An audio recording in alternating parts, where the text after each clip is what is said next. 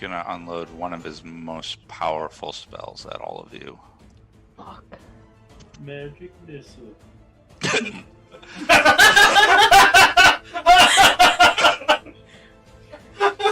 Kill. And as I'm doing it, I hold Tango out on one hand, and I just think to him, or I say in Dinosaur, like King of the World, as we like, and then I like get off like nothing happened. That's funny. Nick's chuckling at it. Nick probably makes some sort of like, this isn't Titanic. Hit me like one of your French girls, Matt. So you see that guy shows up and swings at you, and it scrapes across your armor as you cast your spell. Go mithril breastplate, bitch. Let's get this battle underway. We're going down. Get down, get down. Jungle boogie.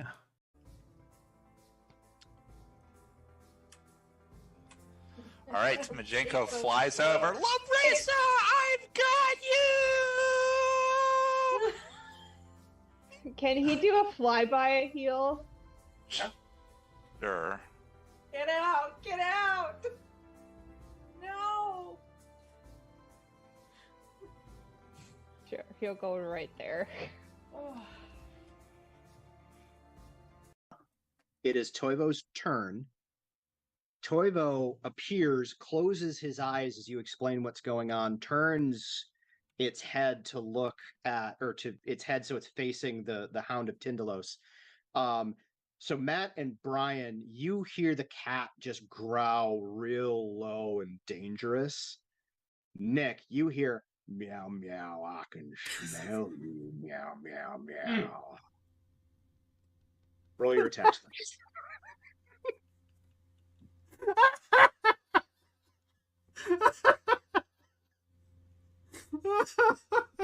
He just side eyes you and looks at Arabella and says, of all the places you wanted to fucking teleport us, you brought us right in front of the king's nose.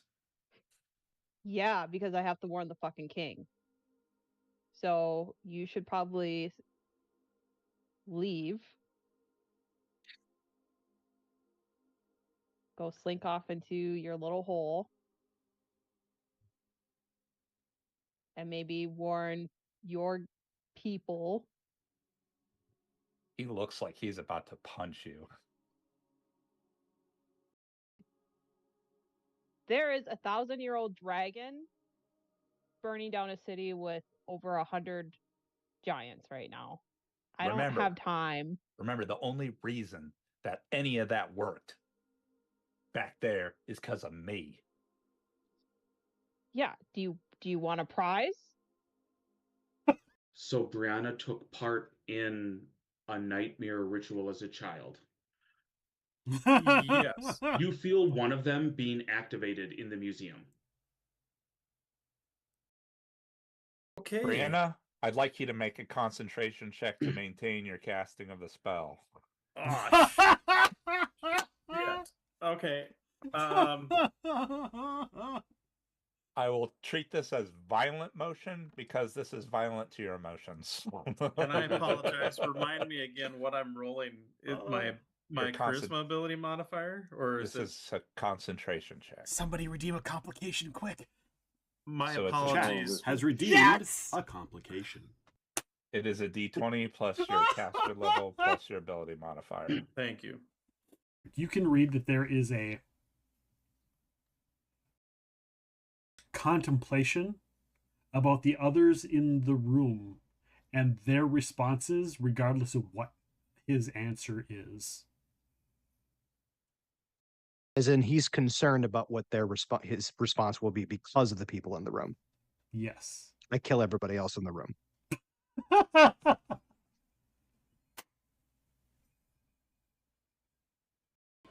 I am sorry, I am trying to be helping, but... What happened to Trinia? She just disappeared. I did. We lost the kid. I am not understanding. She just got hit by one of those raisins. She disappeared. She is gone. And Arabella said I turned to stone? You were a statue. Welcome back. You know what? I just give him a hug. A big chalky hug. Okay. This is not the time! Doesn't look like it on our side. He doesn't have that. He doesn't have that prepared. He is going to. Oh, he's gonna unload one of his most powerful spells at all of you. Fuck. Magic missile.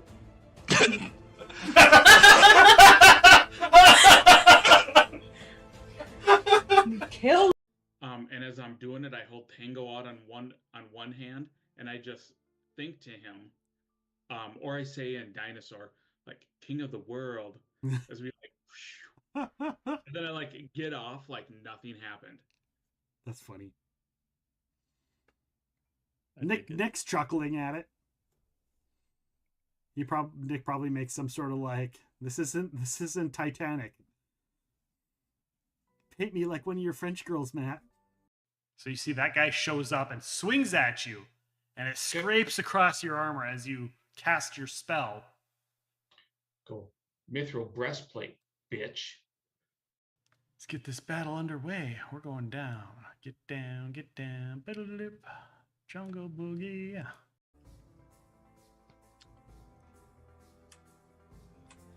All right, Majenko flies over. Lumbrisa, I've got you! Can he do a flyby heal? Sure. Get out! Get out! No! Sure, he'll go right there. It is Toivo's turn. Toivo appears, closes his eyes as you explain what's going on, turns its head to look at, or to its head so it's facing the Hound of Tindalos. So Matt and Brian, you hear the cat just growl real low and dangerous. Nick, you hear meow meow, I can smell you, meow meow meow. Roll your attacks.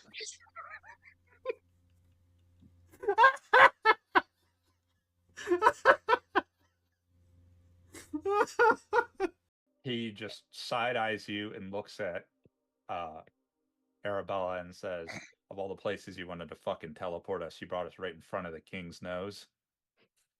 Yeah, because I have to warn the fucking king. So you should probably leave. Go slink off into your little hole. And maybe warn your people. He looks like he's about to punch you.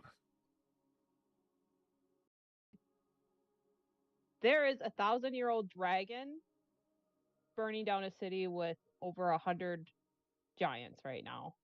I don't have time. Remember, the only reason that any of that worked back there is because of me. Yeah. Do you want a prize?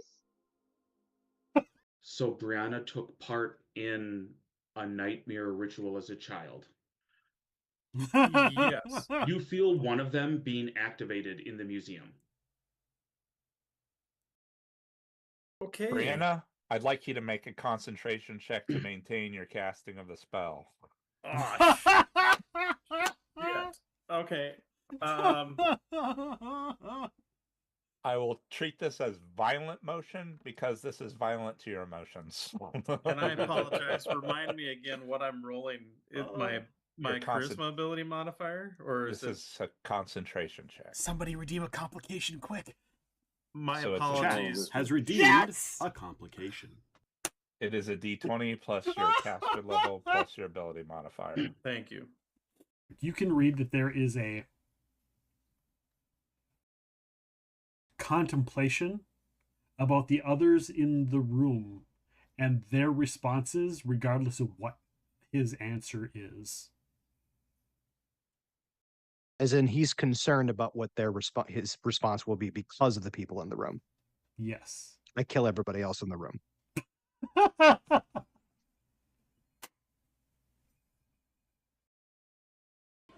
I am sorry, I am trying to be helping, but...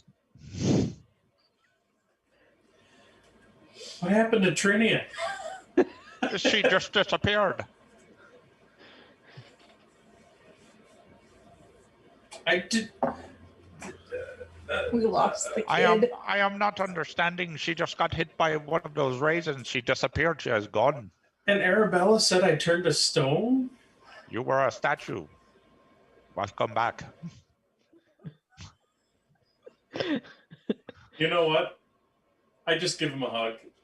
A big chalky hug. Okay. This is not the time! Doesn't look like it on our side. He doesn't have that. He doesn't have that prepared. He is going to. Oh, he's gonna unload one of his most powerful spells at all of you. Fuck. Magic missile.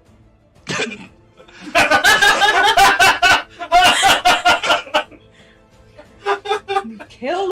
And as I'm doing it, I hold Tango out on one hand, and I just think to him, or I say in Dinosaur, like King of the World, as we like, and then I like get off like nothing happened. That's funny. Nick's chuckling at it. Nick probably makes some sort of like, this isn't Titanic. Hit me like one of your French girls, Matt. So you see that guy shows up and swings at you, and it scrapes across your armor as you cast your spell. Cool. Mithril breastplate, bitch. Let's get this battle underway. We're going down. Get down, get down. Biddle-lip. Jungle boogie.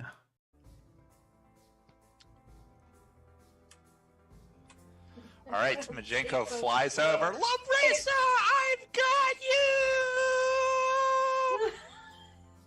you! Can he do a flyby heal? Sure. Get out! Get out! No! Sure, he'll go right there. Oh. It is Toivo's turn. Toivo appears, closes his eyes as you explain what's going on, turns its head to look at, or to its head so it's facing the Hound of Tyndalos. So Matt and Brian, you hear the cat just growl real low and dangerous. Nick, you hear meow meow, I can smell you, meow meow meow. Roll your attacks, please.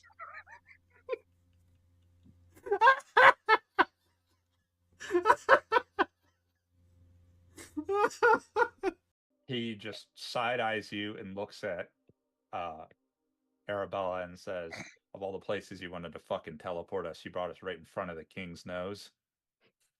Yeah, because I have to warn the fucking king. So you should probably leave. Go slink off into your little hole. And maybe warn your people. He looks like he's about to punch you. There is a 1,000-year-old dragon burning down a city with over 100 giants right now. I don't have time. Remember, the only reason that any of that worked back there is because of me. Yeah. Do you want a prize? So Brianna took part in a nightmare ritual as a child.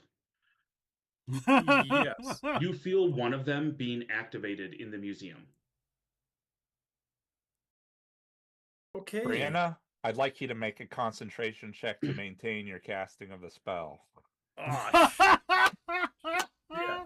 Okay. I will treat this as violent motion because this is violent to your emotions. And I apologize. Remind me again what I'm rolling. my charisma ability modifier, or is this is a concentration check? Somebody redeem a complication quick. My So apologies. Has redeemed a complication. It is a D20 plus your caster level plus your ability modifier. Thank you. You can read that there is a contemplation about the others in the room and their responses, regardless of what his answer is. As in, he's concerned about what his response will be because of the people in the room. Yes. I kill everybody else in the room.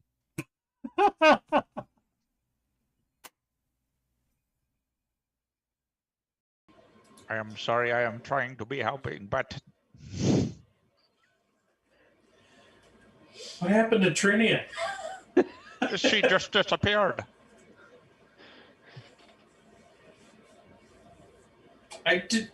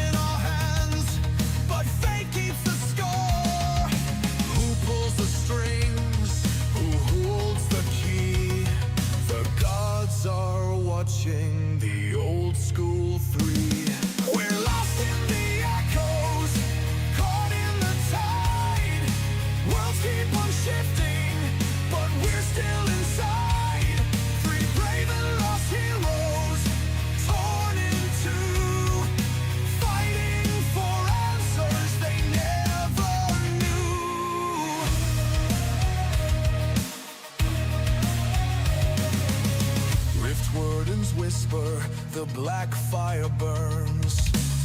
Prophecies written in lessons unlearned. Mythic born power from lives we once led. But why do we rise when we should be dead? We dance in the shadows. Fate calls our name.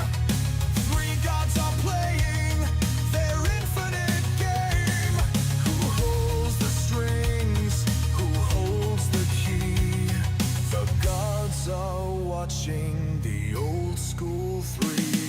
We're lost in the echoes, caught in the tide. Worlds keep on shifting, but we're still inside. Three brave and lost heroes, torn in two, fighting for answers they never knew. We've seen these faces, we've walked these roads, but time resets and the cycle goes. Are we the players, or are we the pawns? Trapped in the story, but still moving on. We're lost in the echoes, caught in the tide, bound to the wheel, but we stand with pride. Three brave and lost heroes, torn in two. We'll break the cycle, or see it renewed.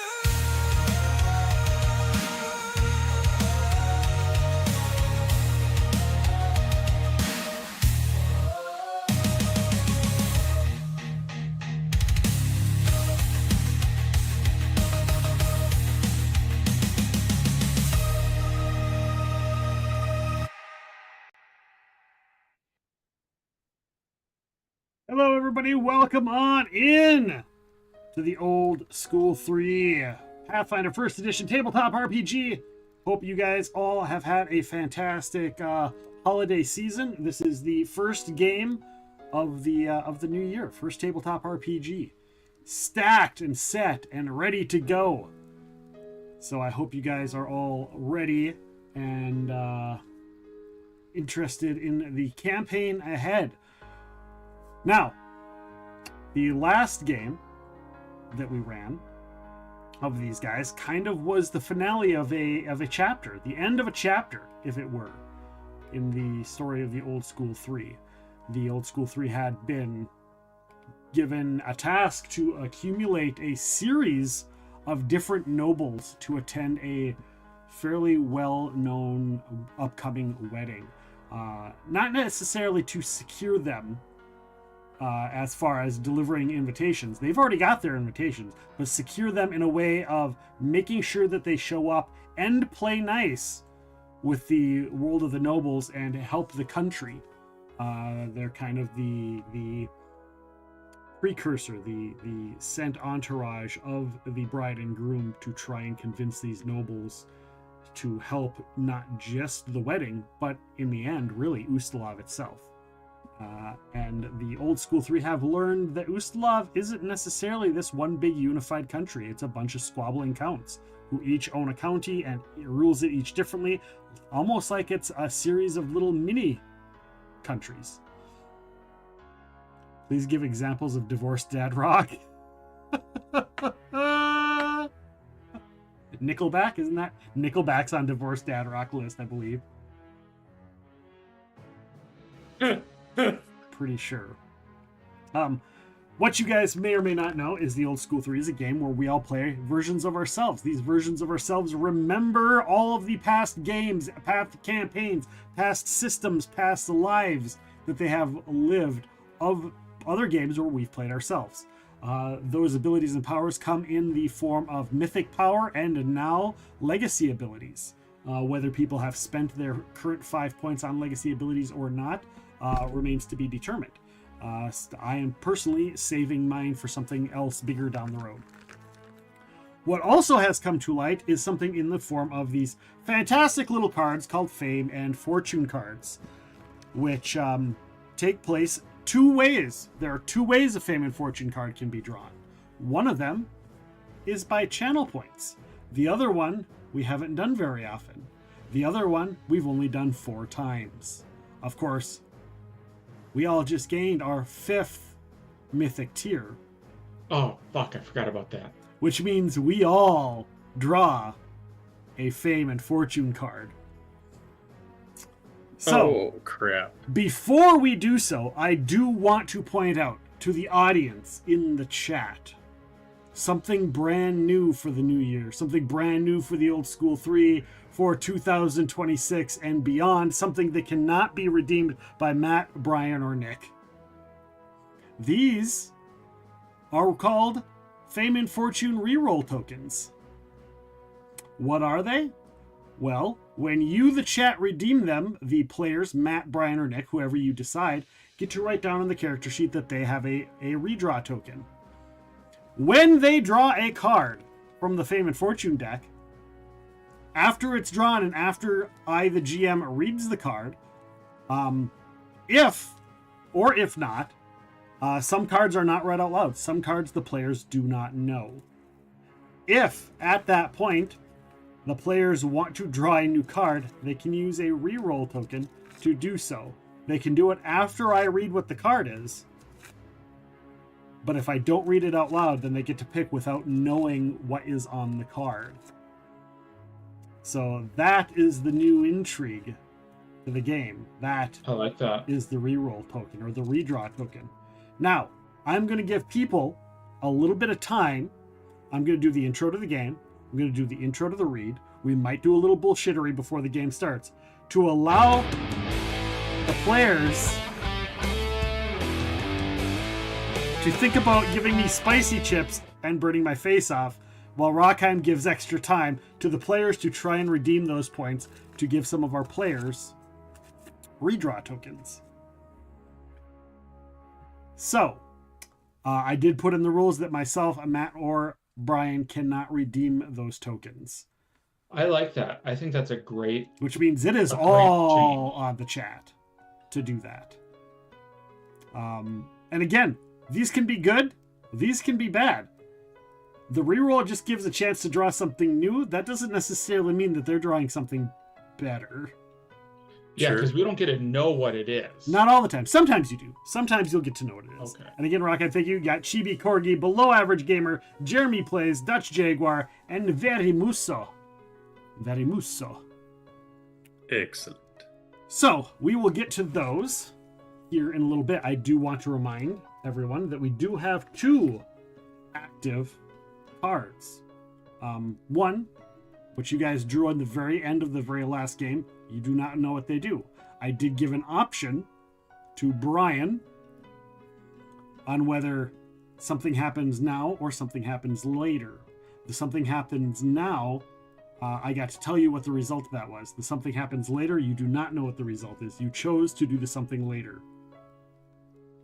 So, something later will happen, you do not know. However, Brian, you have 7 of 10 days have passed in your perfect memory to know every twist and turn of every passage that exists that you've passed through in the past.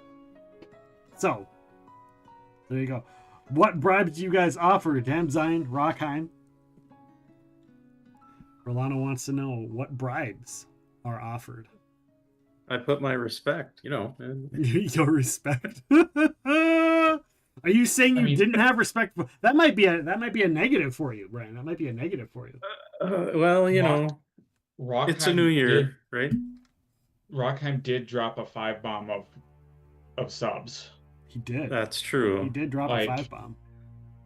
Rolana. That was his offering. Like, I figure that's probably worth the first one if someone's going to redeem the 2,500. 'Tis true. 'Tis true, my friends. 'Tis very true. So, are we ready for the recap show notes? Yes. Yes. All right.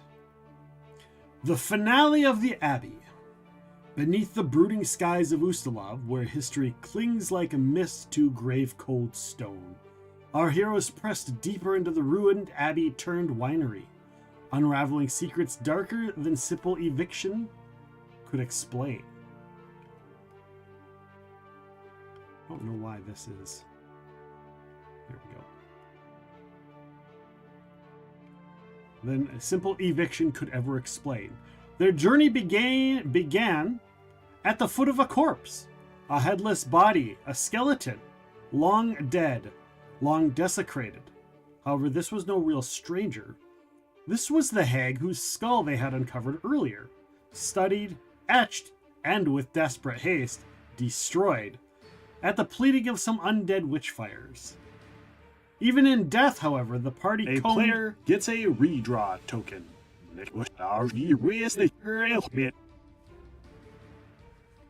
What? Because it reversed it. It reversed time. Because you can use it to reverse the thing. Oh my god. So it plays the thing in reverse.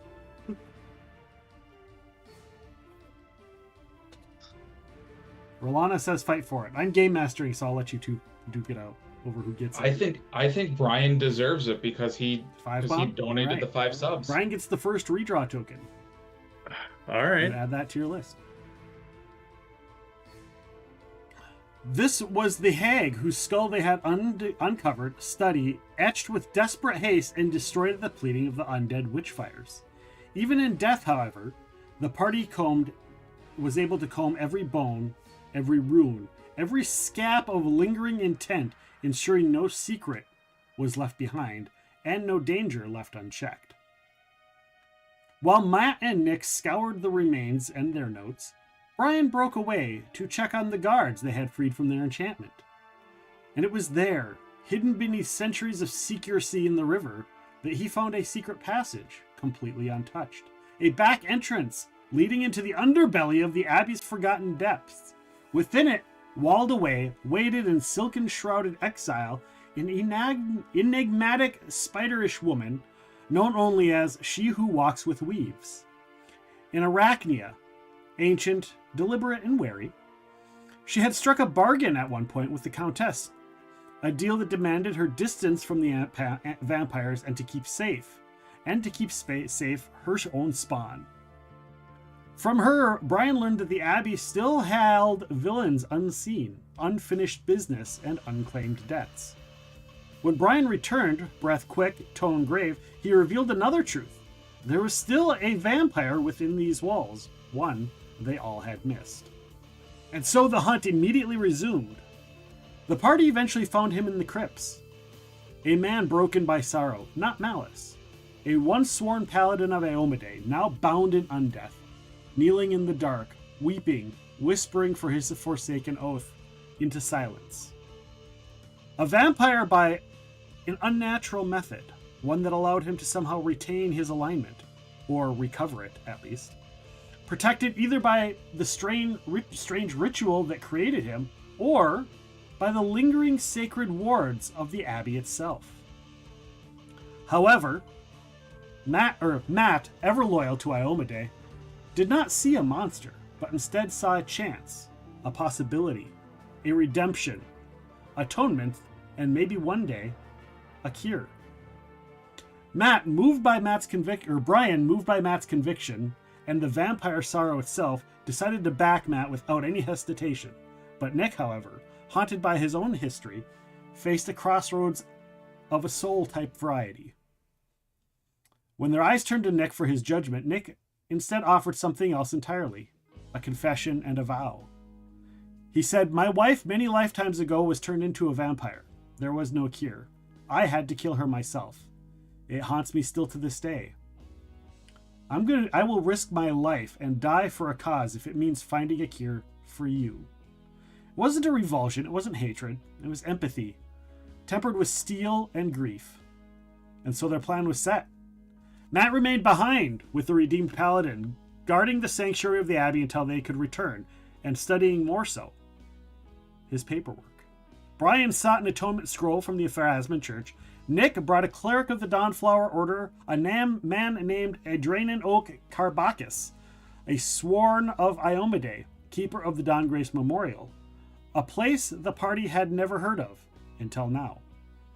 While his friends traveled, Matt pored over the accumulated notes, the rituals, the blood alchemy, the curse mechanics, and then something stirred. A memory, not necessarily his own, yet entirely his own. Ancient runes, he saw.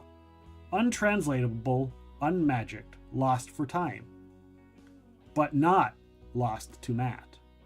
He had seen them before, buried in the archives of the Pathfinder Lodge in Caliphas.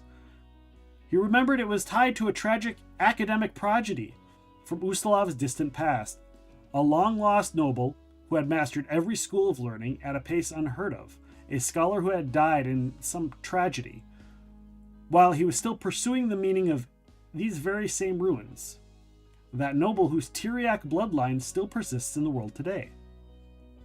This Tiriac ancestor is named Conte Ristomaur Tiriac. A month ago, his name meant nothing more than a wedding guest to convince to come to a party. Now his name carries the weight of history, prophecy, and the key to forgotten magic, and possibly the key to a cure. Perhaps they could get these runes figured out and create a cure to vampirism and for the paladin, and, of course, to convince the Count to attend the wedding. The atonement succeeded. The paladin would stay at the Abbey. The party would, of course, convince the Countess to allow him to stay. Silk was gifted by the Arachnia to Brian for his deeds, and magical silk meant for the Countess, now to be delivered by the heroes themselves. And then, of course, the party returned to the Countess Caliphas.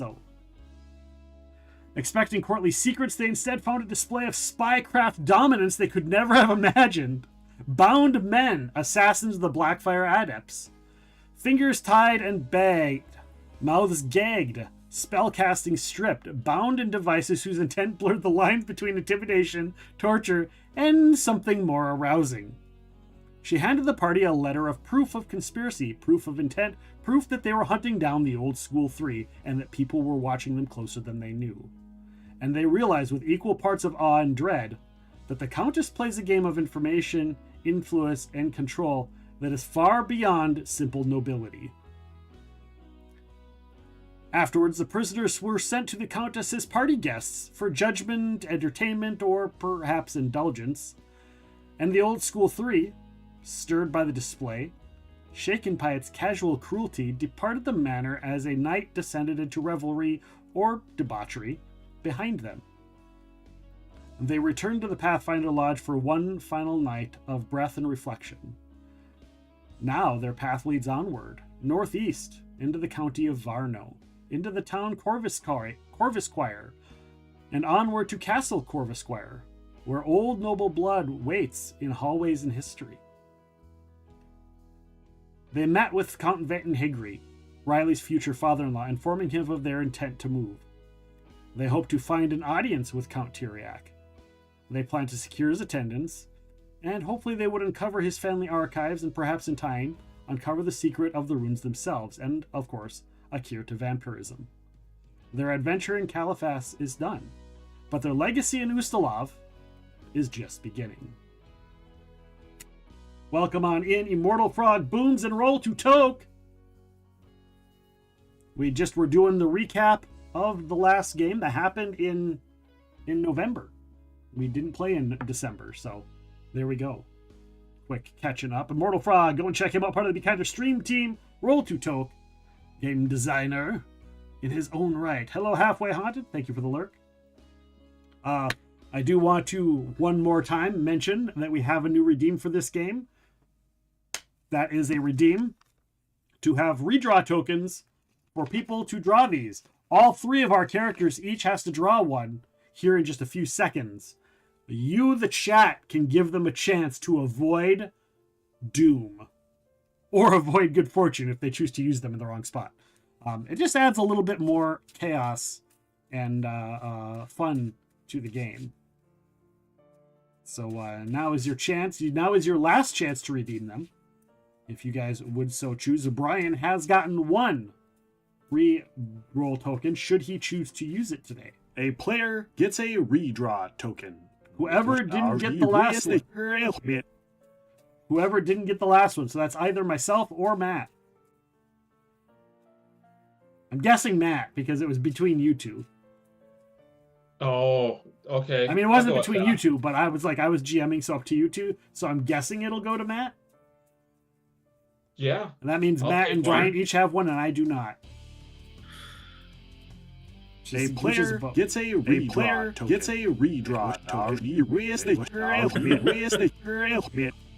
There we go. There. Now all of you get one. And now all of us get one. The other one. Okay. Oh my god, someone gets two. Somebody gets two. Of myself and Matt, it sounds like. Seven Tail Fox, you were the second one. Seven Tail, you get to repick someone to get yours. Because you just know Rolana Halo has 50,000 points, and she's just waiting to smack whoever gets that second one with an extra card. Right. Yeah. Like, she jumped on it. Roll a die, Seven Tail. The GM cannot draw one. It's only for the character. Yeah, it's for the characters. Because the characters are the ones that are drawing cards.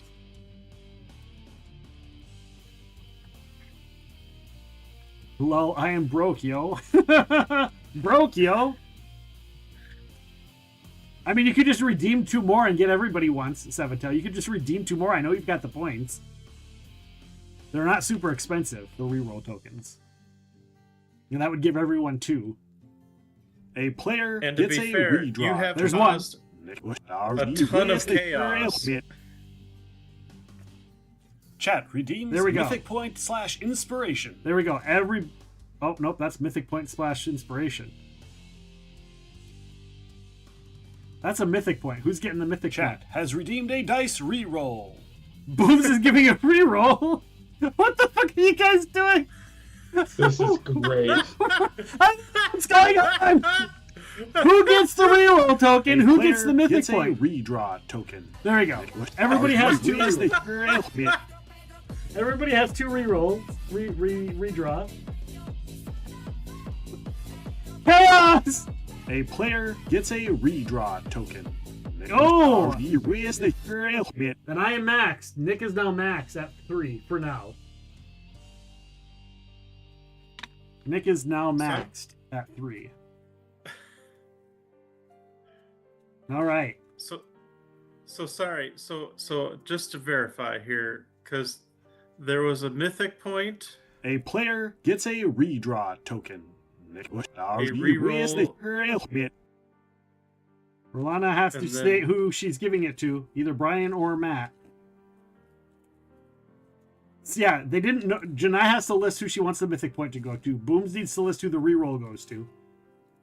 And Rolana needs to list who her reroll token goes to.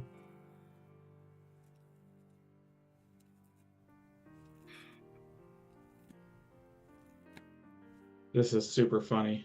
And if not, then I'm just going to say they don't happen.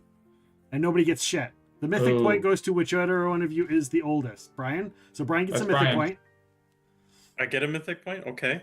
And then what did Rolana Halo, what did you do? Was that a Rolana reroll? Halo goes to you, so you get another reroll token, Matt. So I'm up to 3. Okay. And Boom still has to say who gets the reroll. The dice reroll. The dice reroll. Yeah, this supposed to be a redraw token. Redraw token. I keep saying roll. So my apologies. So I have just one redraw. You have 2. You have 2. Matt has 3, and I have 3. Okay. And Boom says Brian gets the reroll, so you have a reroll at some point tonight. Sweet. All right. And I will even write it as dice reroll, so I remember the difference. Yeah, technically, like even in the chat, it says it's a redraw token. All right. Thank you, Matt. Our Iomedaean man of mystery. How would you like to draw cards? Do you want to just tell me to stop as I'm flipping through? Do you want to have like a countdown so many? How do you want to draw? Yeah, countdown. I'll count down 13. All right. Let me shuffle real quick. Do we know approximately how many cards are in the deck? No, although you did ask last time and I never did count. Fair enough. 1, 2, 3, 4, 5, 6, 7, 8, 9, 10, 11, 12, and 13.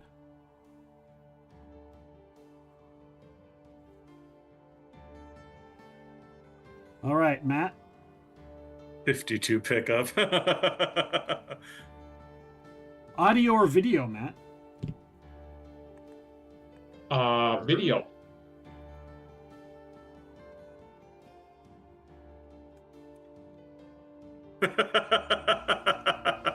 You have eidetic memory, unless you choose to redraw. No, I'll take it. Is that the same one Brian had? No.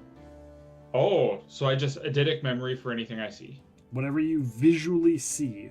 So like, cool. You won't be able to get directions, but if you like, you won't be able to like remember your directions in your way around. But if you read something or you see notes or stuff like that, you look at a map, you can close your eyes and picture it in your mind. Cool, because if someone told me directions, I still wouldn't figure it out. So I can roleplay the scene one so much better. Right. So therefore, if like we forget to write something down or we have to retcon something or you ask something, I can be like, oh, it's this. I can correct it. And thus, Matt no longer needs to make notes. At least his character doesn't necessarily need to. Which is great considering the current story of what's going on. Yeah, absolutely. So that's a good one. All right. Brian, how would you like to do this? Would you like me to just flip and then you tell me when to stop? Do you want me to shuffle like this and tell me when to stop and then whatever's on top? Well, how do you want to do this? Count down? I'll do the countdown. Okay. How many do you want me to count down to? 121. Sorry, I had to. Yeah, I'll flip it over this way, read them, find the worst one, and be like, that's 121. Okay, fine. Actually, I rolled a 20-sider and a 12-sider together and got a total of 11. So we'll count down 11. 1, 2, 3, 4, 5, 6, 7, 8, 9, 10, 11. There are actually pieces of paper in here. They're not actual physical cards. I printed them off. So they're like, sometimes they stick together because they're so thin.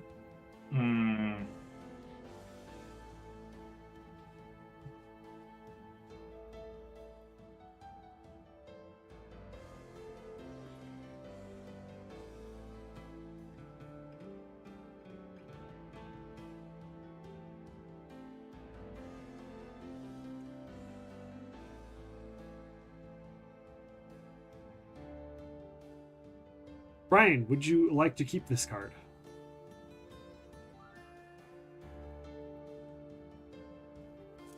I will tell you what it does. It'll stay out until you use it.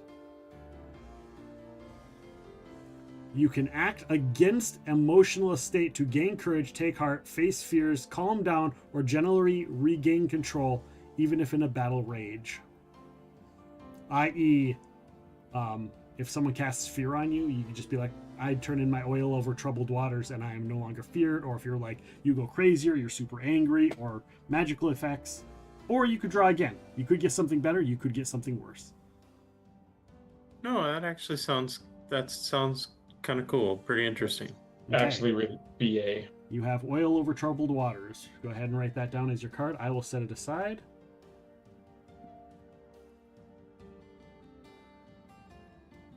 All right, we're going to shuffle this.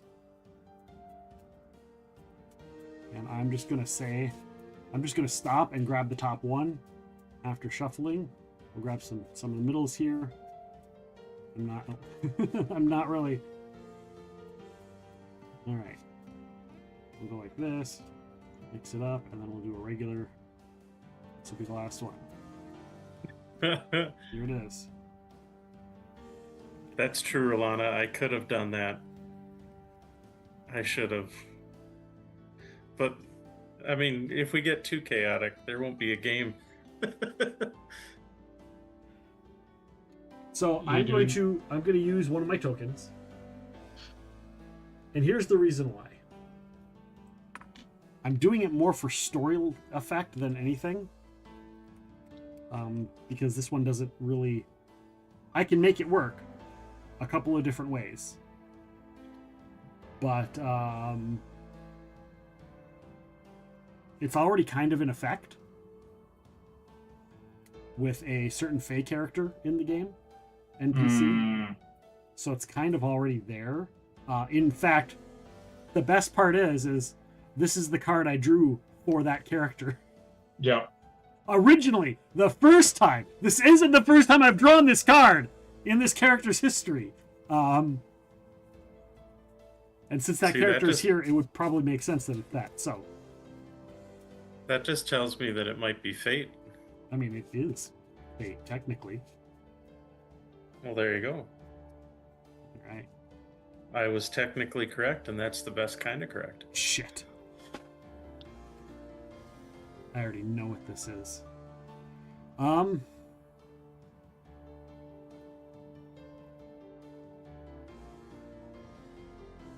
Matt, Brian, because I know what it is. This is one I wouldn't have revealed to myself. Oh. Okay. So, you guys pick whether I'm spending a point or not to re-grab it. So this is one of the cards that you're not supposed to know ahead of time. Since I'm GMing, I know, but if you guys had drawn this, I wouldn't have shown you this card. Thus, I'm going to have you guys choose whether or not I'm redrawing, because you don't know what it is. Because it also could affect you guys. That's fair. I think because we got these, we might as well use them. And you kind of have buyer's remorse for not using it. Yeah, I'd say go ahead and do a reroll. All right. That's good, because I don't want to accidentally turn everybody's items into gold. Or fool's gold. Oh, dear Every Lord. item I touch. Anything that comes into contact with my skin turns into either gold or fool's gold. 99% chance it's fool's gold. Jeez. Yeah. Magic items would be a save. I'd give magic items a save. Is that like a permanent thing then? No, it's for a certain amount of time. Oh, okay. But still, that would suck. Any non-living thing and magical items get a save. You'd have been Midas. That would have been hilarious. Yeah, it's called Midas Touch. That was the name of the card. Which is funny because I saw it earlier and I was like, shit, I don't want anyone to get this. Of course, I draw it. Okay, here we go. Oh.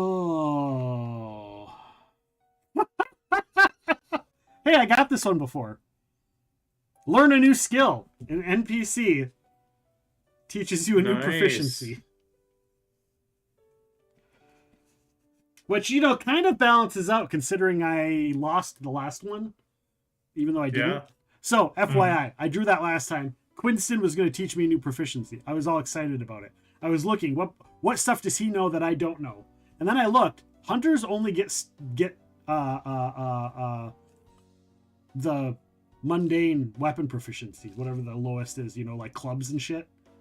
They don't simple, get. Yeah, they get simple weapon proficiencies, which means my dagger, my short sword, spear. I can't use any of my weapons. I wasn't proficient in them.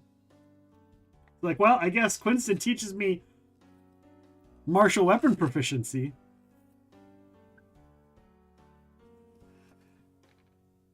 So there we go. I've got one redraw token left. I've used 2 of them.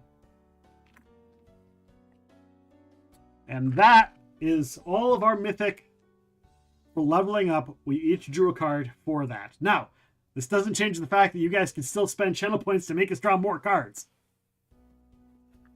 Who should get another Fame and Fortune card, Matt or Brian? That's a good question. That's a very good question. The chat wants someone to draw a Fame and Fortune card. Brian! I choose Brian. Your buyer's remorse was so huge. Oh! Matt or Brian. Man, both Matt and Brian might deserve a shot, but if I gotta choose, let's lean toward Brian.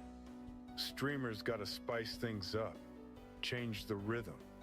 Plus, it's all about shaking up the status quo.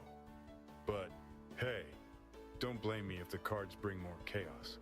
I'm just the voice inside the streamer's head, after all. Johnny Silverhand says, Seven-Tail Fox, you should pick Brian. All right, Johnny.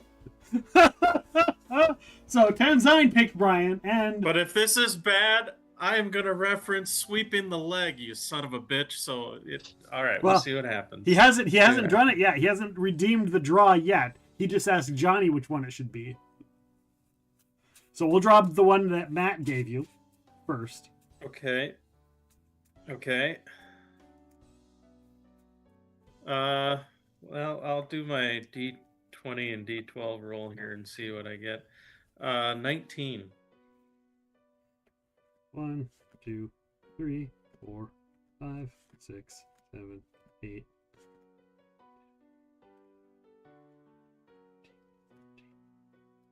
16, 17, 18, 19. The chat wants someone to draw a Fame and Fortune card. Wow. What do you want your other one to be? Or do you want to wait? Do you want to resolve this one first? I would suggest maybe having it drawn again so you don't draw the same one twice. Fair. For the second roll, it'd be a 20. 1, 2, 3, 4, 5, 6, 7, 8, 9, 10, 11, 12, 13, 14, 15, 16, 17, 18, 19, 20. All right.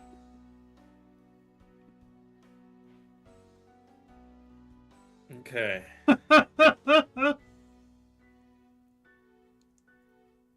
All right, I'm going to give you an option, Brian. As the GM. You know your card that you drew earlier?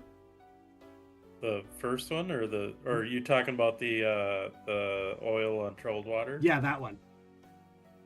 You can use that to get rid of this one, if you'd like. Or I can read you what this one does. and then you can use your point to redraw it if you want. So you're saying I could use the oil over troubled water, which was about kind of getting rid of a crazy emotion or fear type effect. You can use that to completely negate this card, or you can allow me to read it to you, at which case then you could still use your points, your redraw to redraw it if you want. You know what? I'll use the oil over troubled water. I kind of want to see what the rerolls would do for the next one. Okay. Oil of troubled waters gets rid of your automatic phobia of something. I already had that once too. You sure did. But we don't want it because it lasts a die 6 plus 6 months. So yeah, and I think I'm still. You actually had a different version of that one, but I still have like a phobia of the plains, I think, going on. Yeah. Yep. I don't think I got rid of that one yet. Just trying to remember the time frame on my. All right, your other one.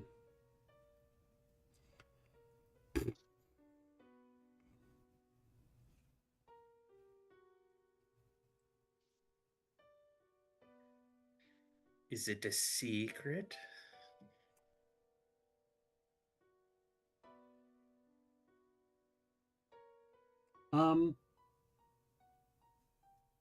Yes, this is something that will come into play today, probably maybe today or the next game.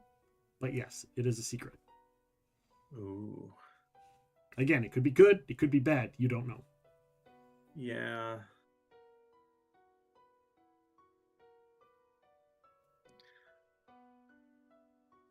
Well, I have the 2 of the redraw tokens. I should use one, I think, so that I get the chat's use out of it. So I'm gonna reroll or redraw. All right, it's going back in to the pool. Only because that's what I've been doing for all of them. And this time with the 2 dice, I got a 9. 1, 2, 3, 4, 5, 6, 7, 8. All right. Do you want to keep it? I already know this one. Yes. You want to keep this one? Or do you want to redraw?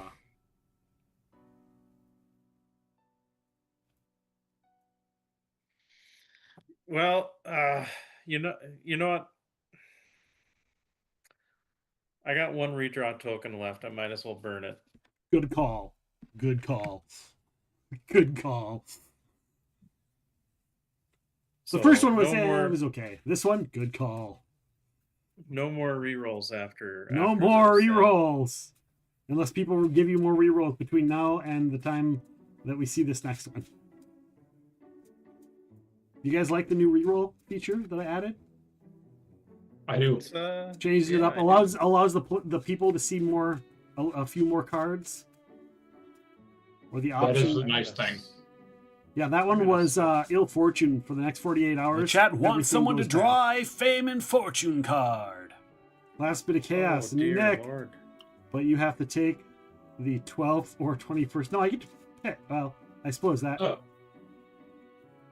Okay, Nick. I got a 33. Nice roll. I changed it up and rolled 2 20-siders because all my numbers were... 23, you said? Yeah, or 33. Or no, 33. 33. Sorry, 33. Usually you pay double for that kind of action, Cotton. You have been, Seven-Tail Fox. You have been. And we appreciate so, you. FYI, these are how many cards are left in the stack after 33. Oh, so there's probably about 40 or 50. So there probably is. Well, hold on. 33, 34, 35, 36, 37.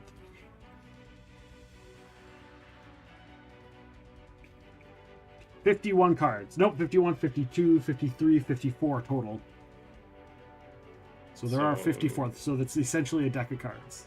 A full deck with jokers. All right. fuck is this? I have to read this one.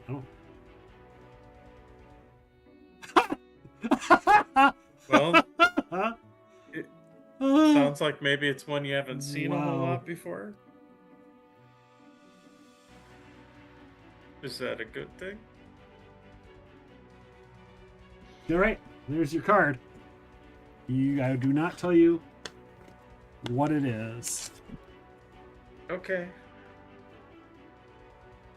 I'm not worried. It'll be fine. It'll be fine. It's now, fine.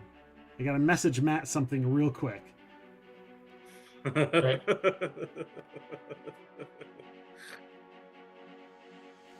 Well, thank you all for joining us this fine evening. I will be going into my monologue here to talk about the wonderful things that Epic Realms does, including the donations to the charities for Movember, which should be getting tallied up and sent in eventually. I don't know what the time frame is because I don't handle the money. I just donate it. He doesn't. But we thank you all for all of your hard donations and for that, and thanks for supporting Epic Realms with your eyeballs glued to screens. We appreciate it, and we are not trying to hypnotize you.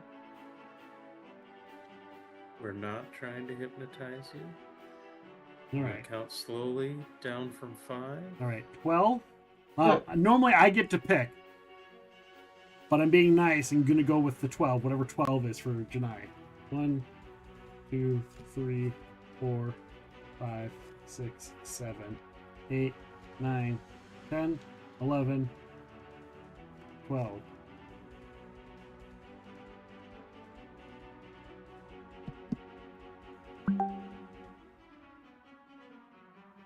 All right.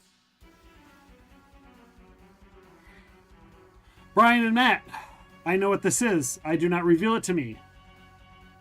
I have 1 point left. Do I redraw or do I not redraw? I mean, if you don't spend the point now, then we have to wait for someone to take. Actually, Seven-Tailed Fox makes a good argument as well. But if we don't use it now, then you have to wait for someone to do a Fame and Fortune again, and we know those don't. But it's good to hold on to because people might forget to redeem the redraws too. Well, that's. I mean, I'm not fighting either way.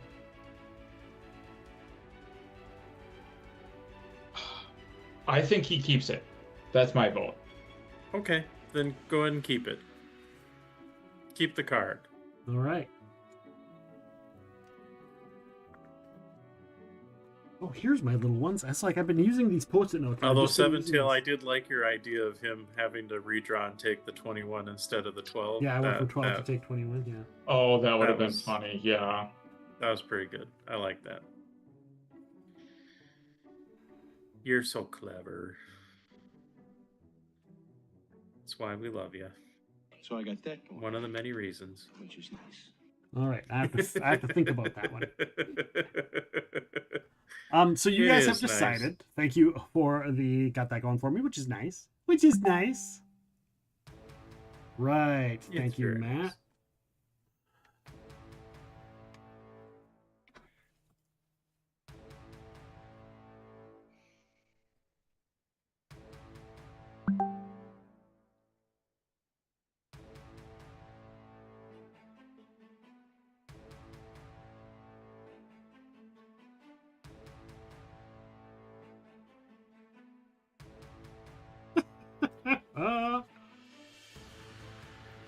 Thank you, Matt.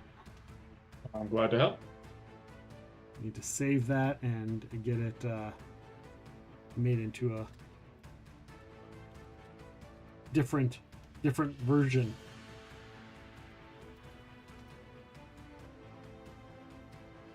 Because I have something funny that I want to do.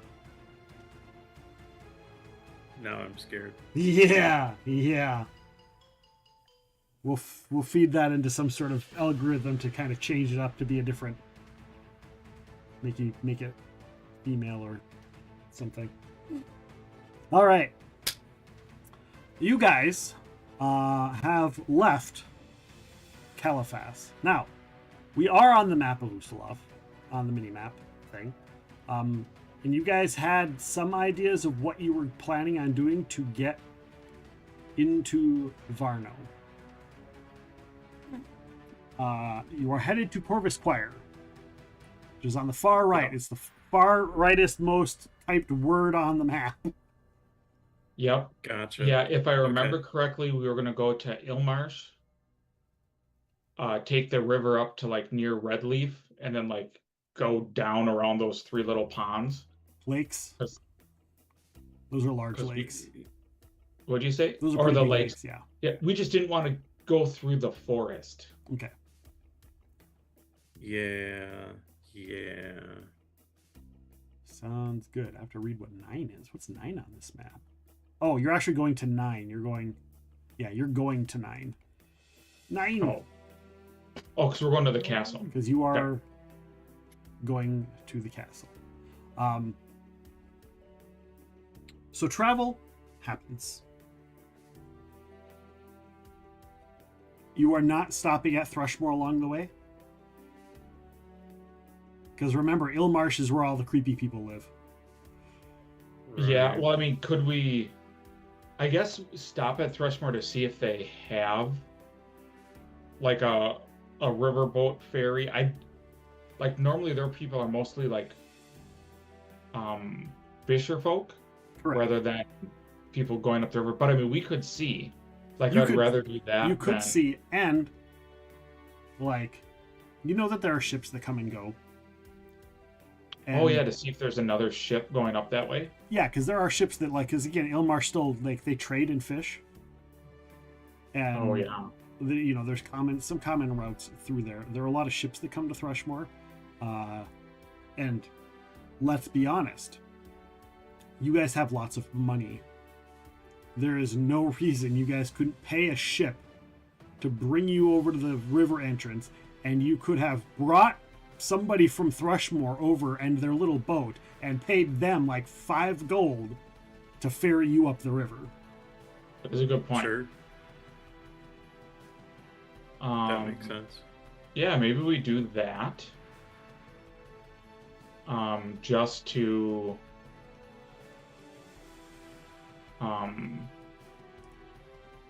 not deal with those freaky fish people. I'm just gonna say take 10 gold out of the group fund to pay for your passage, your little short passage. Actually, make it 15 because you still have to get from Caliphas to Thrushmoor. I could do it. I got it open. So yeah, make it 15 gold. And that covers your guys' passage from Caliphas to Thrushmoor, the 3 of you from Thrushmoor to the river opening, and to pay a river ferry guy to bring you up to Redleaf. Cool. And then he will be able to just go back. Because, you pay him 3 gold, that's more than what he makes in a year. Cool. It is out of the group fund. So then you take Redleaf over.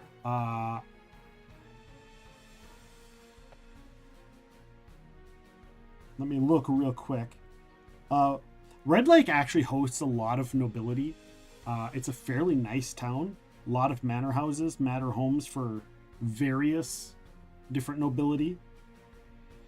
There are 4 extra large ones that kind of circle Redleaf Lake. They're kind of like the ones that own the lake.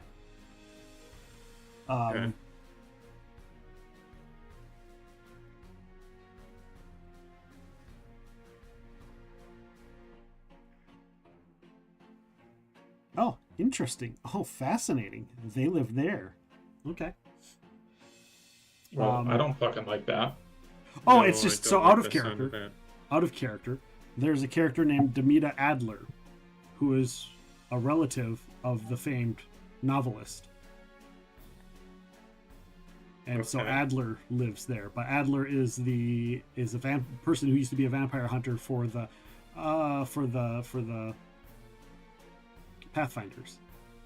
In fact, okay.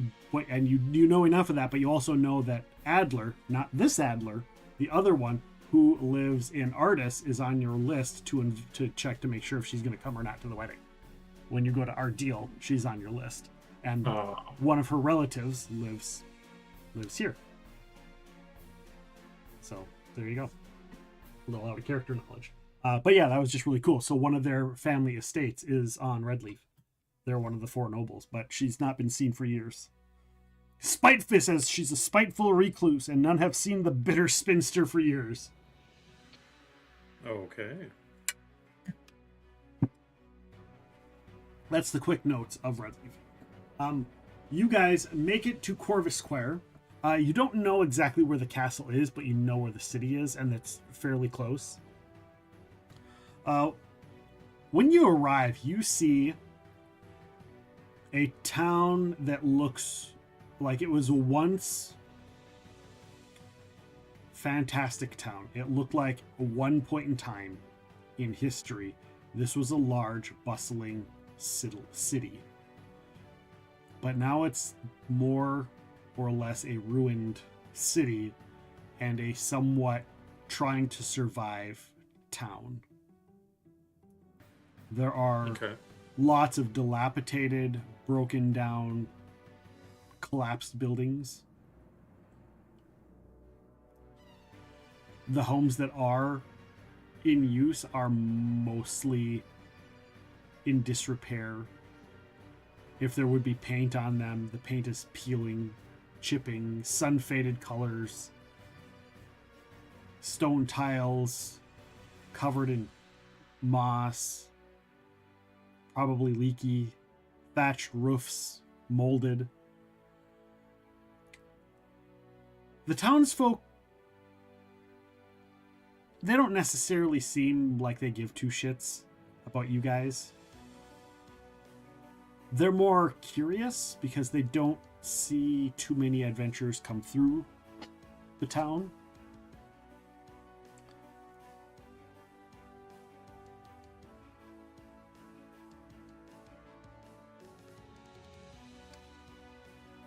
Sure. There is a few places that you can stay.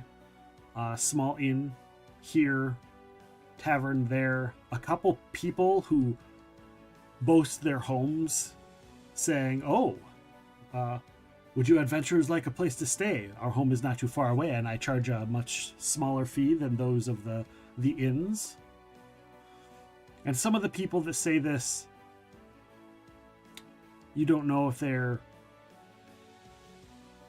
trustworthy or not. Some of them seem very trustworthy.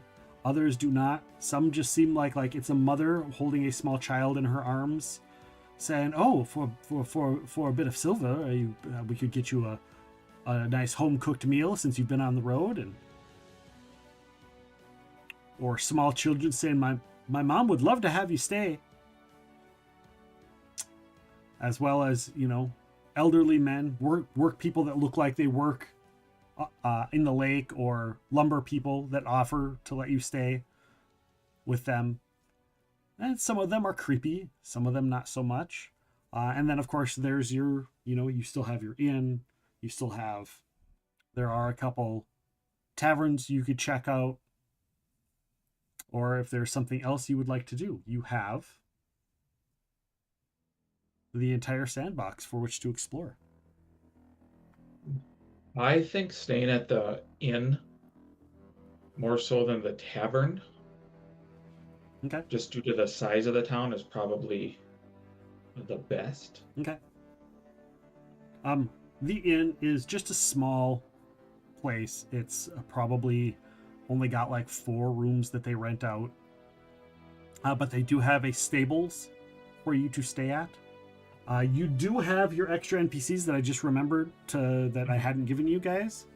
Whichever NPCs you picked to come with you on this leg of the journey, you have. Oh, right. I have the crazy girl. Yeah, Matt has the little girl from the stables, and Brian took the blacksmith, right? The half-orc blacksmith, yeah. Yeah. So I do not have them here, but remind me and I will try to get to them before our next game. Gotcha. And we still have our oh, did we bring the caravan, that guy with us or no? He's Nick's cohort, essentially, because he got... Okay. Yeah, Quinston will always be with you guys because Quinston is part of an adventure where we got this character is a follower of any character of yours that lives in the United Galarian, and I redeemed that for Nick, so... Oh, that's right. Okay. Yep. Cool. Well, go in and see how many of the rooms are open, and if they're all open, we just rent them all. They are all open. Cool. How much to rent all the rooms? It's 5 copper a room.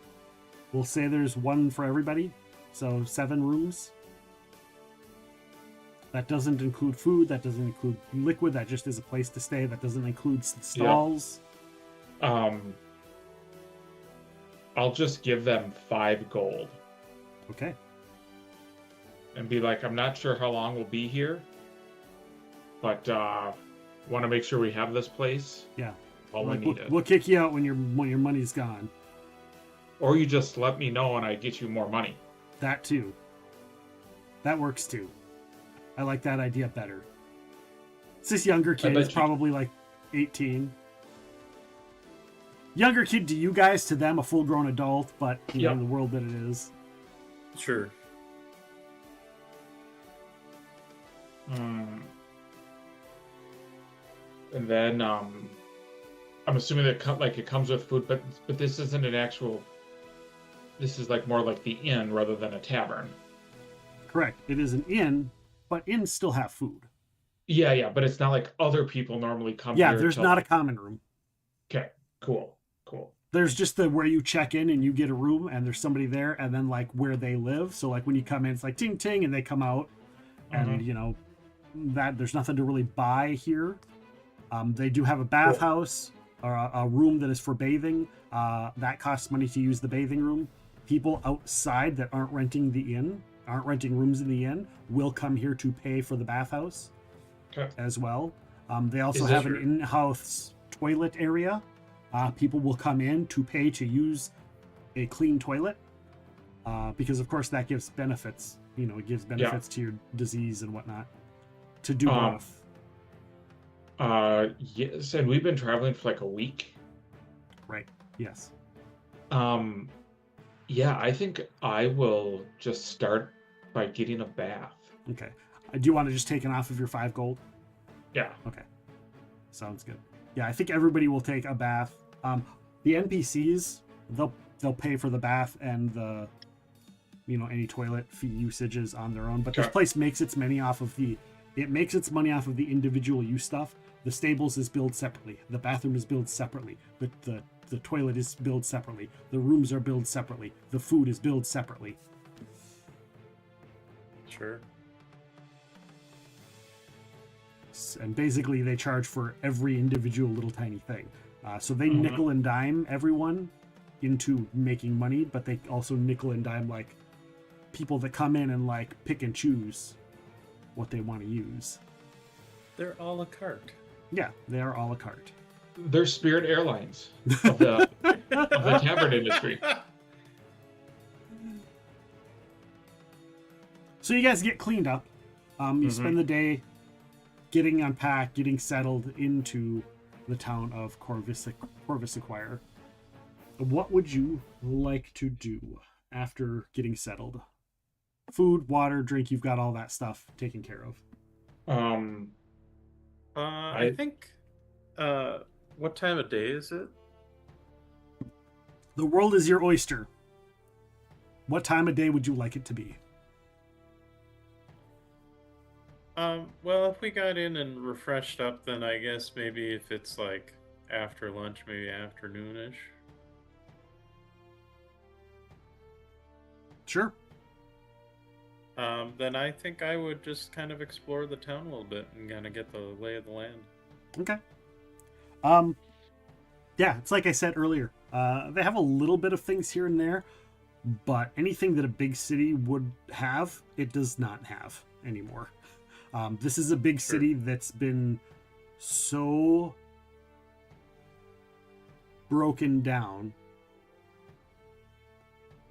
and in not uncared for, so uncared for that it just is sitting there. Sure. So yeah, they have some stuff, nothing crazy. Go ahead and make a perception check. Is this just Brian out right now, or? Brian, are you going to ask anyone to come with you? Do you want us to come with you? Do you go alone? Do you ask one of us, not the other? Do you ask the NPCs? No, I'll go alone on this one. I'll just kind of. Okay. Cool. While you go alone, I'm gonna go to the bathroom. There you go. All right. Let's see. Pardon me. Oh man. Okay. Perception is gonna be that. 29, not bad.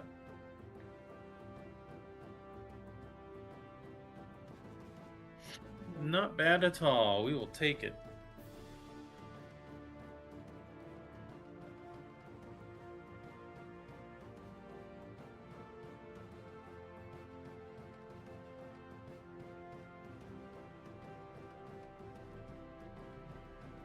All right. So, yeah, as you're looking around, you realize that the townsfolk, there's little nooks and crannies when it comes to like a dilapidated town. Like there's an alleyway that's like, this alleyway looks like it used to be an alleyway and now it's like a main thoroughfare for the locals. Okay.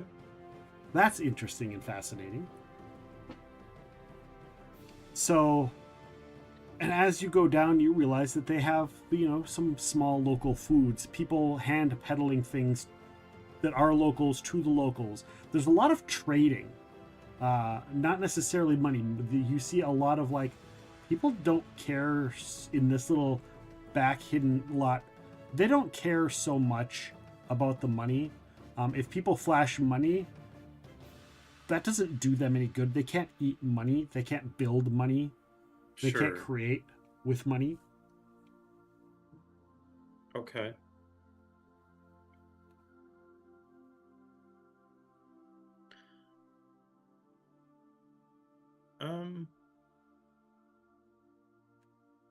Okay. I think,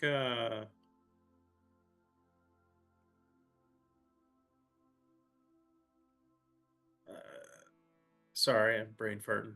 It's okay. I can tell it's the end of a day. I think at most I would just kind of get again more or less the big thing is just get the lay of the land, and then I think okay, I would kind of return so I can, if you guys have, so I can get a lay of the land for basic navigation, depending on what we do next. Megaslothatron goes, "You're never alone when you have Fireball prepared." But you do become alone after you've cast Fireball and gotten rid of everyone else. It's true.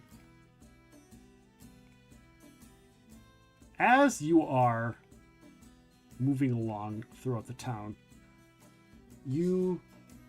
this is where your perception check comes in. You do see a strange door on a building that doesn't seem to match.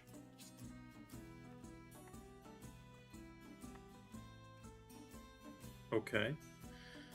On the door, it says open, sunrise to sunset.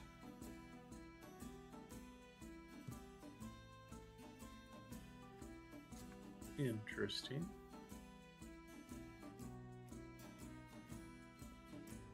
It says the Bureau d'Exchange de Mal in tiny fancy script underneath. The Bureau de... Sorry, what? How? The Bureau d'Exchange de Mal.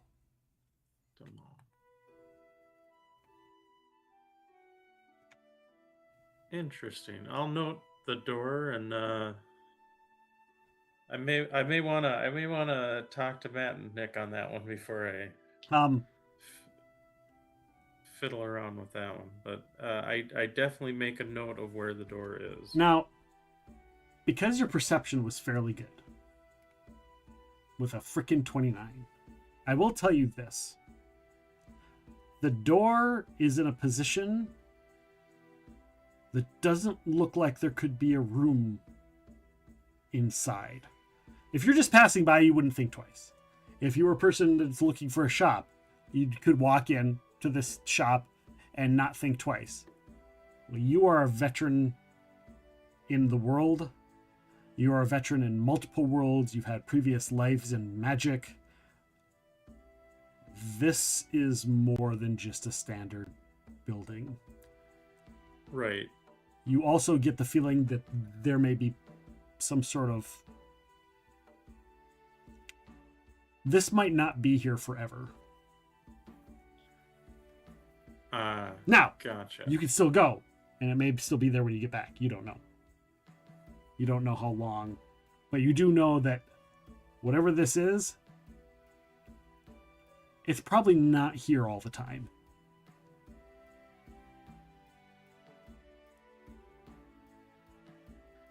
Damn it. All right. I'll curiosity's going to kill me. I will walk over and knock on the door. It opens. Hello? Hello, come in. You hear a woman's voice. Now, can you see through magic? Do you have true sight or anything? I do not have any true sight. Detect ability. magic? Any of that kind of stuff? I mean, I can cast detect magic, and I could cast... Well, I could cast detect magic. But you don't have it up currently.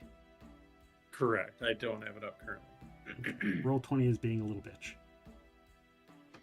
Come on, Roll 20. Bring up the picture.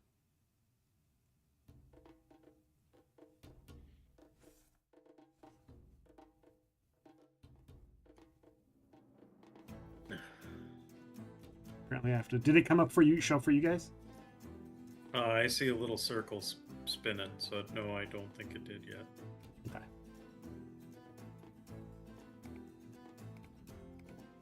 I'm going to refresh.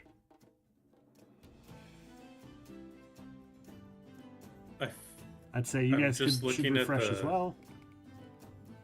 I'm looking at the sites of interest and notice that the one place furthest to the east there with the by the lake, that number 4, yeah, is named Bastard Hall, and now I'm curious as to what that is. Oh yeah, I know Bastard's Hall, but it's in one of the books. Is it really? Yeah. Well, that's It cool. refreshed, but there's nothing new up. All right, let's try this again. Shift Z. There we go. There we go. Yep. Ah, okay. How's that, Matt?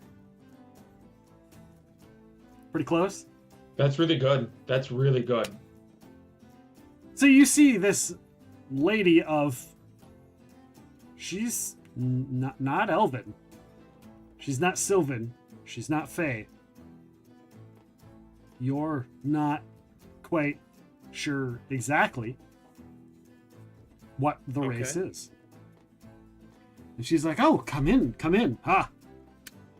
Welcome to my shop. Welcome to my store. And she looks at you. Oh, yes. You definitely have something you can bargain.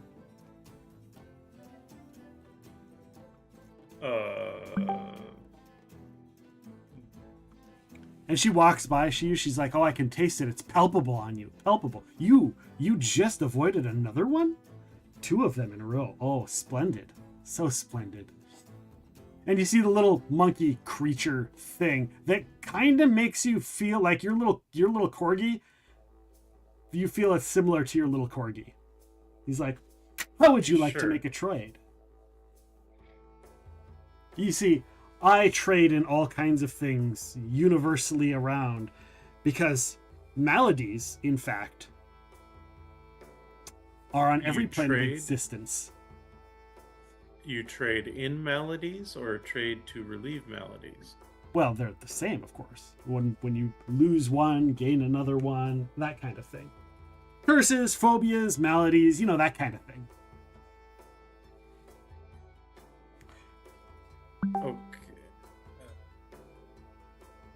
Okay, so you are... my apologies. My name is Brian.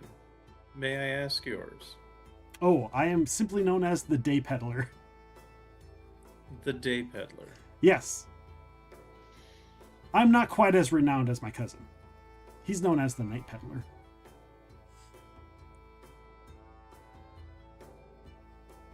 Brian. You've got no fucking clue. You've got no clue. Has no clue. Oh, well, that's, I guess, We have some other cousins, the Evening Peddler, the Hour Peddler. But, they don't really... The stuff they deal with is... It's a family business. Of course. I've just added to your lore, Matt. I think it's cool. That's a great picture.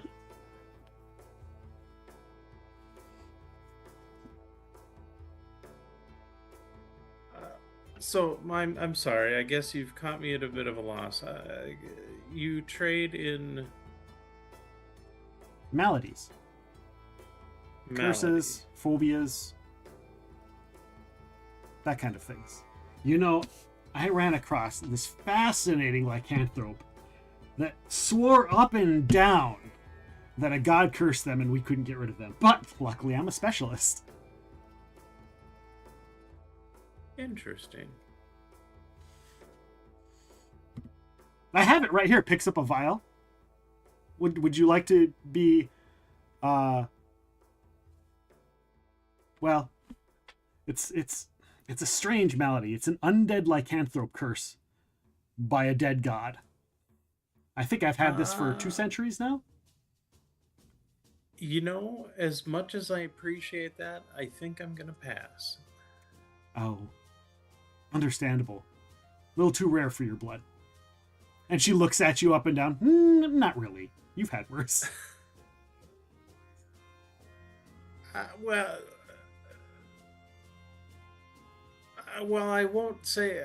I would be lying if I said that fate hasn't given me a swift boot to the backside from time to time, but I guess you have me at a bit of a loss. I guess I don't...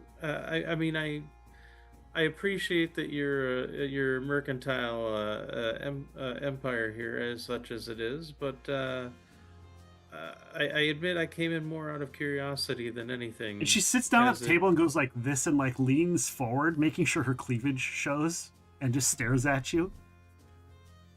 And Brian is very, very much trying not to get interrupted by that. And so you're like staring her in the eyes intently to try and make sure you don't look down. I am. Yeah, I think I will for this. I'll have a bit of a grin when she does that. So the second you lock eyes with her and you're starting to like do your spiel, and the second you lock eyes with her, she whispers the word, "You want to go planar traveling?" And you feel the immediate convulsive, you can't even control your disdain for the thought, your fear for the thought of it. And then she leans back and stops showing her cleavage and smiles. She's like, "See? You've got something to trade."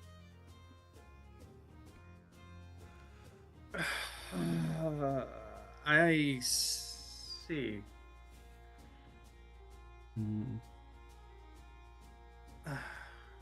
She's like, "I can see it on your aura. All of them."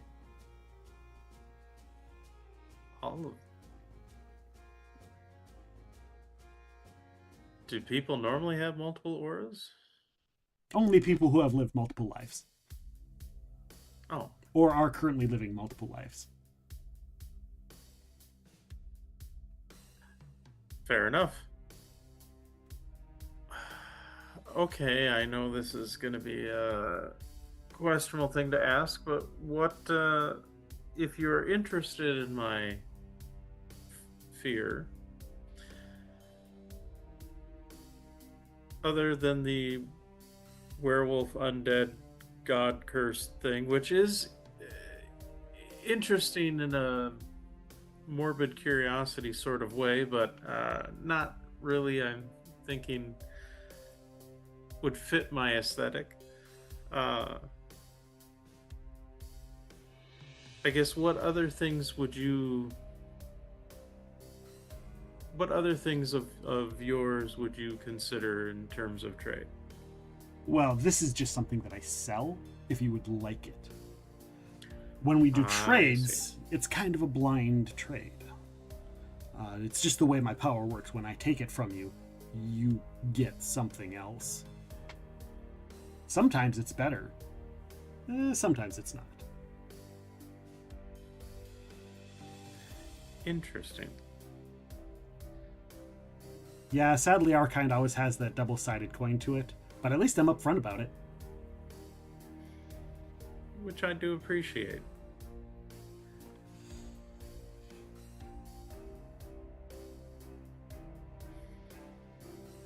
By the way, this is the card that you kept. What does it say? And it says the Bureau d'Exchange de Mal. Okay. And it's exactly this. You can get rid of one of the things I say in exchange for another one at random. It could be better, it could be worse. And it lists your odds. Fair enough. It's literally a die 10. I mean, I am tempted to get rid of the phobia of hopping around on the plains, but I don't know if I...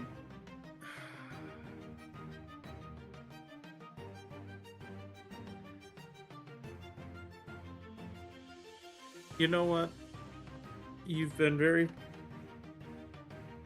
forthcoming to me, which I do appreciate, and my hesitance is only in that fate seems to have racked us with me and my friends with a lot of unknowns recently, and we are on a bit of a mission that is time sensitive, and I guess my fear is if I make a choice to initiate this trade, I would hate for the consequences of it to hinder our current assignment. She's like, well, I'll be here till 8 p.m. That's when the shop closes. If you want to go get your friends and discuss it with them and find out their thoughts, or bring them back here with you, you are more than welcome to. I'll be here. I mean, we sell other things too. I.e., you can just buy magical stuff from her based on the... she's higher than the city. She's about the same size as Corvosa for price limit, but... Oh, dang. Okay. But that's not her core thing. That's just on the side. That's her, sure. When she's in town, the city gets that if they find her.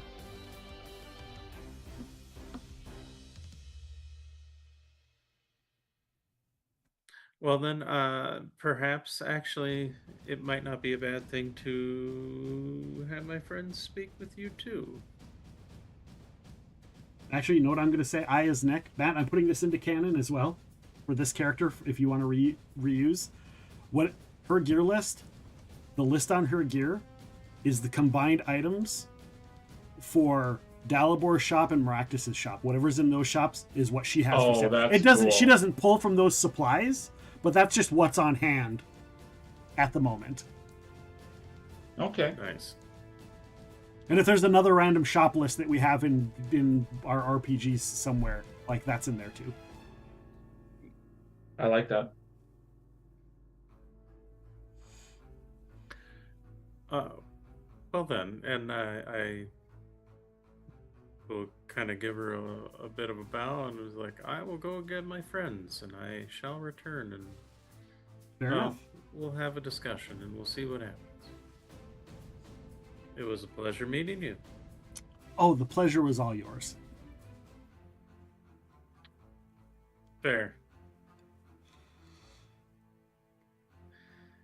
And I head out and I head back to the inn. Okay. You head back to the inn.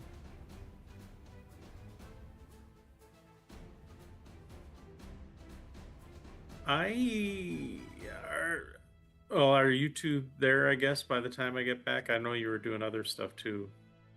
I was gonna head to the tavern. Okay. And because it takes a D4 plus 1 hours, I was gonna start my gather information. All right. Just to try to find some things going on in the town. Sounds good. Just because, yeah, I have no way to make it faster than that, unfortunately. I thought about making the Countess's thing to be a shorter time on that. To like reduce the time if you're in Ustalav, to reduce the time for gather information. But instead I was like, nah, we'll just make it a nat 20 because you're literally using her spies to just give you the information. But then I was like, nat 20 whenever you want. I should put a reduction on this for a limited time because that's pretty powerful. Yeah. It's literally like, what is the secret weapon to kill Tarbafan? I rolled a nat 20. Yeah, go ahead and what are you gathering information for? I think first, like, this place is really run down, but I want to know like some people are still here. So I kind of want to know like what caused it to be run down and like why are the people here still here? Why haven't they gone to a non-shithole city? Like, because like this is supposed to be like the capital of Varno, isn't it? No. Oh, this is just where the dude lives. This is just where the dude lives. Well, actually, yeah, because the capital is Seska. Okay. But the dude here is like... So I want to see what the town's connection is to the dude and why they're here when the place is kind of a shithole. Right. I'm going to spend one of my inspiration points to take this is the capital. This is the capital. This is the capital. Yep, this is the capital. So yeah, I'm going to spend an inspiration to get a 20 on my D20 roll. I'm just tuning in, so no idea. Well, that's okay. Just hang out and enjoy. Set it on fire and take what's left. Yeah. Just, if you show up, we do the game once a month. Throw it in your calendar. We'll let you know what the next date is, and you can just slowly relearn all of the things. It's a 32 plus a D8, so it should be a 37, not a 52. So 37. All right. Still, 37. Find out what happened to this town. So, it turns out that most of the people don't leave for a couple of reasons. One reason some of them don't leave is this is where their family has always lived. This is where they have loyalty to the city, regardless of what has happened. Some people can't afford to leave. They just don't have the means to do so.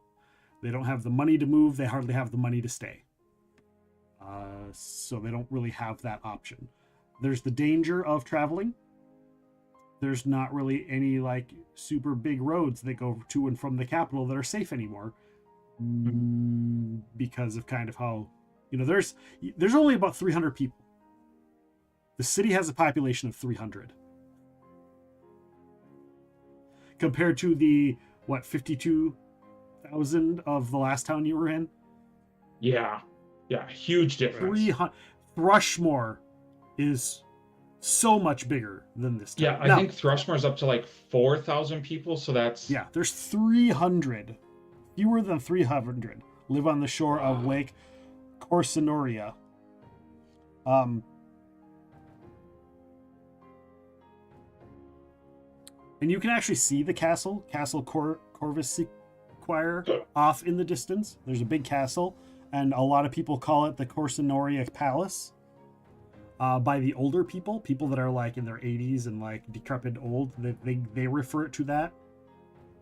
But that's the main reason the town folk that are still here don't leave. All of the people. So you say, what is the reason they all stay? All of the people that don't have that reason, they've left. These are the people that are just can't. They can't or don't want to, but more often than not, they're stuck here for whatever reason. And some people, like, you know, some people make money off of suffering. Sadly. Right. You know, some people work at the castle or work in the castle from time to time. So, like, they make okay wages. They can survive. But almost everybody who could leave did. Businesses up and left. Citizens up and left. Or just died out and just abandoned. Some people just abandoned the place to try and start new somewhere else. So that is what you get. I'm not going to make you roll a die for on that. You get that. I am going to make you roll again to get information, that to get the other information you were looking for. That will be a die for, though. Okay. Do you want me to roll that now? Yes. I'll spend another inspiration point. Because the information you just got, like, you don't, that doesn't take a lot of time to get. You're going to get that rolled in. Okay. With the rest. 38 is the.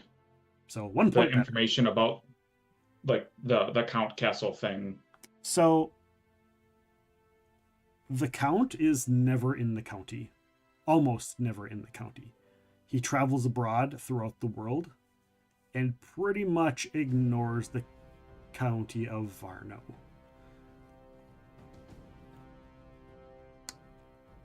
Especially the capital. So much so that the city and the capital is so dilapidated because it gets no attention. It is completely ignored by the Count. Okay. He's not ever here. He's not here doing his job, but at the same time, it's not his job. It's his, essentially his birthright. Yeah. With a 38, you do know that he took over the seat about 15 years ago. There was an issue, and it was maybe 20 years ago. There was an issue over who was the true heir to the Count, to being the Count, like who would hold the role. And he was one of the side cousins that was in line and ended up getting the role of Count. Okay. He just had the most resources available and the most, I don't know, legality to getting the role when it was bestowed upon him. Because there wasn't really a direct line. So he still had the name, and he does have somewhat of a direct line, being one of the cousins.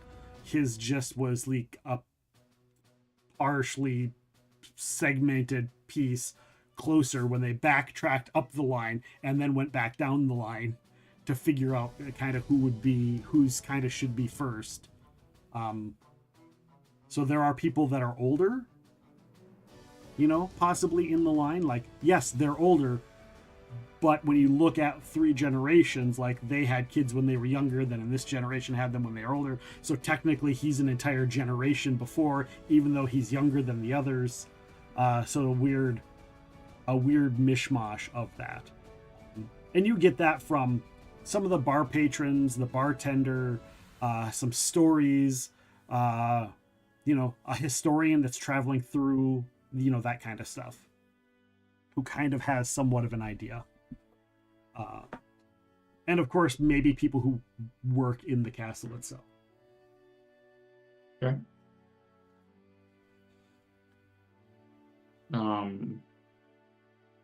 So I guess and I don't know if this will count. Oh, I should roll the d4 plus 1.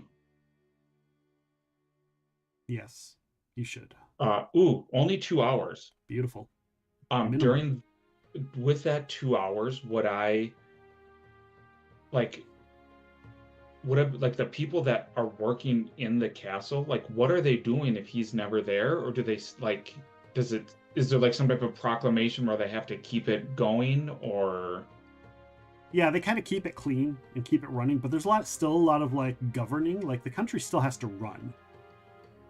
Like so there is still some type of seat of power here, even though the count is. There are people that work in his stead for him. They do this and that, and sometimes they have to make decisions, but it's so minimal that it's not really enough to keep the county going. Like, the county makes its money and sends it into the kingdom, so the rest of the kingdom doesn't give two shits. And the rest of the counties are like, yeah, we're perfectly fine with Varno running itself into the ground. But then you get other towns, that, like Seska and Redleaf, that do fairly well, right? So.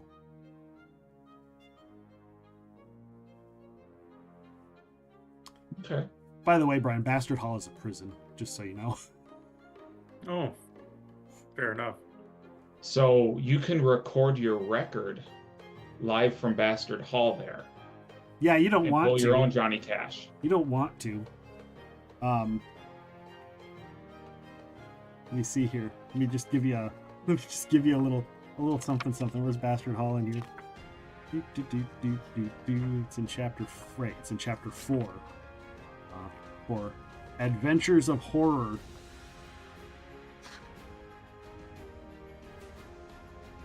Yeah, because Bastard Hall is like, it's a prison for things like if they could, that's where they put Tarbafon.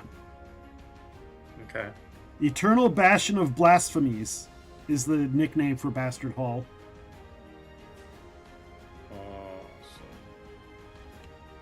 Yeah, we'll avoid that. In the keep is the daughter of Urgathoa. That's just the one of the list of the inhabitants. Daughter of Urgathoa. Dalhullans, a bunch of Gorgons, skeletons, wraiths, scrags, outer worms, daemons, devourers, 3 liches, a varghoul, a trapped servirial angel, a greater lord ghost, golems, gugs, hauntings, haunts. That's just what they list. It says, and more. And there's a whole page of shit on Bastard Hall. That's terrible. Let's not go there. Yeah, it's a prison for super powerful, crazy villains. They can rival like some of the other worldly stuff. It's just like, here's this prison of shit that would ruin the world, but we don't want you to worry about that shit.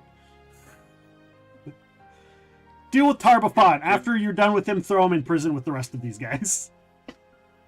Wow. When you're done with the Rune Lord, throw him in prison with the daughter of a goddess. Because what could possibly go wrong? Yeah. So that's a prison we don't want anybody escaping from. No. And I really never even wanted to mention it in hopes that Matt didn't know it existed, so that he wouldn't have one more thing to kill us with. Oh, I don't want to break that one open. I don't need that as a break open in case of emergency. We have enough shit to deal with. Right? At any rate, so yeah, that's kind of what you get from that. Okay. You do see out the doorway, you do see Brian returning to the tavern in a hurry. Returning to the inn from the, like, you see him through because you're in the tavern down the road. Because, you know, when there's only a population of 300, you can see all the shit. Yeah. Like, it may be big and spread out, but people kind of have a tendency to get a little bit closer together. Yeah. You know, there's probably like 1 or 2 main streets of mercantile business. So, hey guys, found some interesting things. big one off the top of my head is the I think there's some sort of Fey-ish adjacent person selling and trading and exchanging fears, phobias, curses, and other things of the sort for a different fear or phobia or curse or something of the sort. They also sell them. And also sells them. And yeah, it's like if you're the cult of the undead and you're like, I want to be a vampire, and you run across her, you can become a vampire. She'll just sell you vampirism. You want to be a werewolf? She'll just sell it to you. She'll just sell here. Buy lycanthropy. It was a bit disturbing. People just don't want to usually get those. And she was very interested in me trading up my phobia of the plains. Because, fuck that shit. And perhaps trading it for something else that no one would know about. Like, or like, not no one would know about. That for something different that it would not be a choice of. It would be sort of whatever fate decides to bless you with in the exchange. And is she from here? Like does she have does she live here? Does she travel around? Sounds like she travels a bit, being that she's talked about being around for several centuries, or sorry, having a possession of something for several centuries. She referred to herself as it sounded kind of stock markety, like a day trader or something like that. Apparently there's also I should have called it the day trader. That would have been even better. That would have been.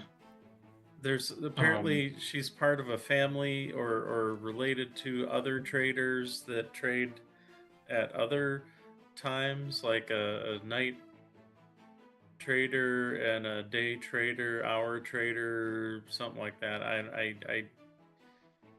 Evening, morning, dusk, dawn. Dusk, dawn, yeah. Where is she? Well, right now, until about 8 p.m., according to her notes, she's on blah blah blah street. It's the red door or whatever it was. It was weird. You could tell the door was just different from the way around it, and definitely screamed extra dimensional space a little bit. Okay. And she's lawful, so she follows the rules of being a merchant. She makes sure if she's in a town, she pays her dues for a shop for a day, and she follows all the actual. She's an official businesswoman, as opposed to a skunky backwater, like her cousin, the night peddler. I mean, she was very upfront about how those trades and whatnot, so it wasn't like she was trying to pull one over on me, but definitely otherworldly, to put it nicely. I would like to go talk with her. Nick's knowing that she may not be there tomorrow. Nick's like, me too. I could get rid of 3 or 4 problems I have. I wonder if she'd do a 3-for-1 offer. So she only trades from sun up to sundown. So she said she was only going to be there till about 8 p.m. give or take. Well, so I think it's, what time did you say? It was 2, and I've done 3 hours of stuff, so it's 5 at this point. Yeah, it's about 5-ish. Yeah, Let's go. Let's go. All right. Okay. Go back to see the day trader. Indeed. Yeah, I really like day trader as a title. That's Okay, I'm changing it. yeah. Just I like Brian I like the misheard. idea that they all trade in different things depending on who they are and at different times, and Yep. they have different like. But they're I think because it never says what the Night Peddler is, right? It just so it's like Peddler, what if they're damn just a race? They're a race of like 10 beings. There's only 10 of them in the universe. Yeah, be pretty cool. We'll just keep adding them and keep adding to the mythos. I'm gonna put one in Biston's Pond, I swear. The Dusk Merchant The Dusk or the Merchant. Dawn Merchant. Yeah. The Dawn Trader. Why do people keep getting confused with a boat?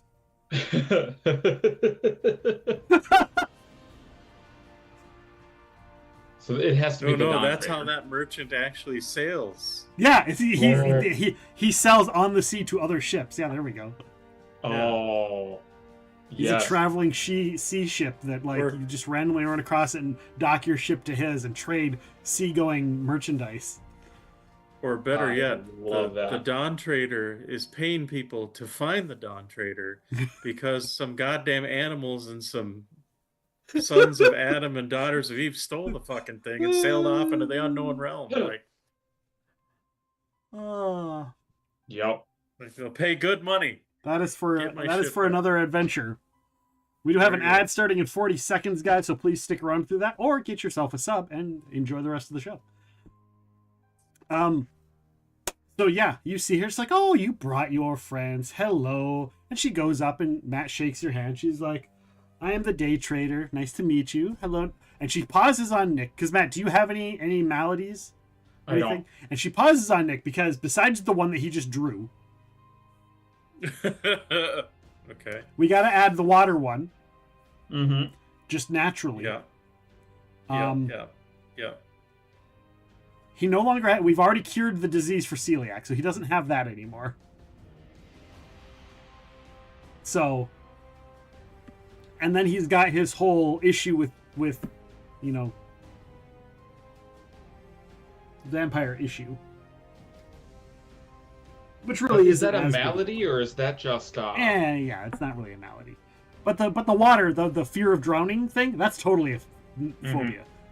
And she's like, oh, 2 lessers. Well, a lesser and a regular, fascinating.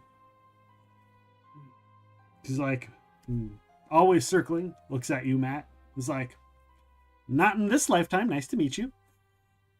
Nice to meet you. I know you sell maladies?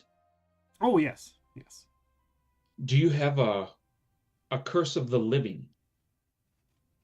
Something that turns undead into a living being?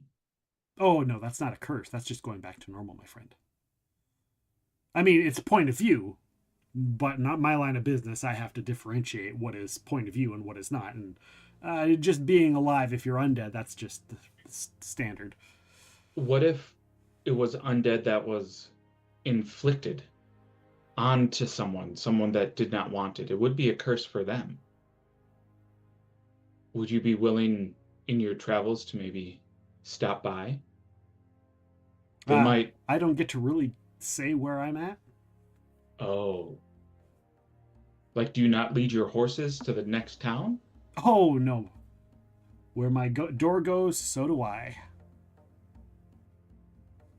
I would love to roll on that phrase. Sure. What? Knowledge planes.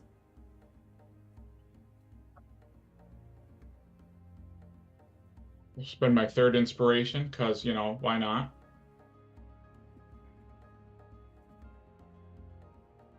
Yeah. Planes, you said? Yes. 42.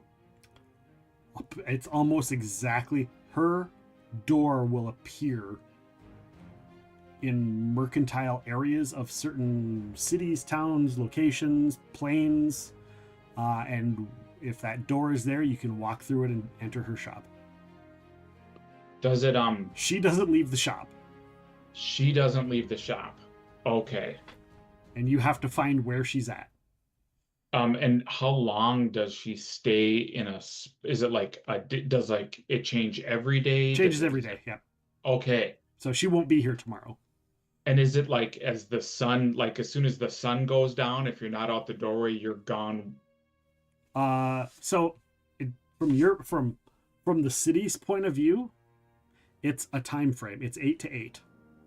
Okay. It's the opening of a business day to the closing of a business day, as relative to the location that they're at. For her, she doesn't know. She's got people coming in all day long. Sure.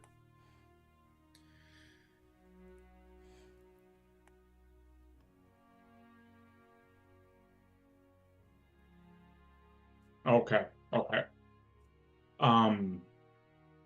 So just think, I'm like, we must make sure to be out here before the end of business day.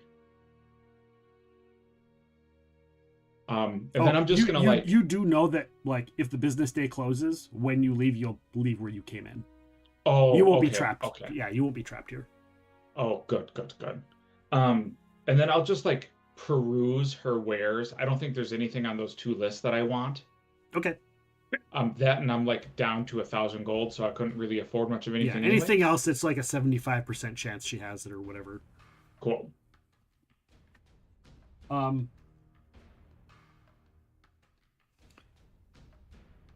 Nick asks if he can do a 2-for-1. Both of hers for the chance at 1. Maybe up the ante a little bit. I'm going to roll a diplomacy for Nick.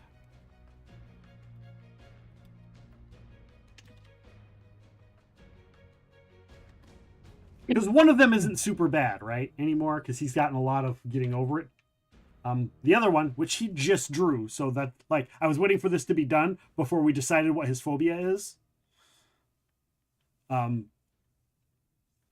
then we'd roll, because if it's worse than a phobia. Yeah.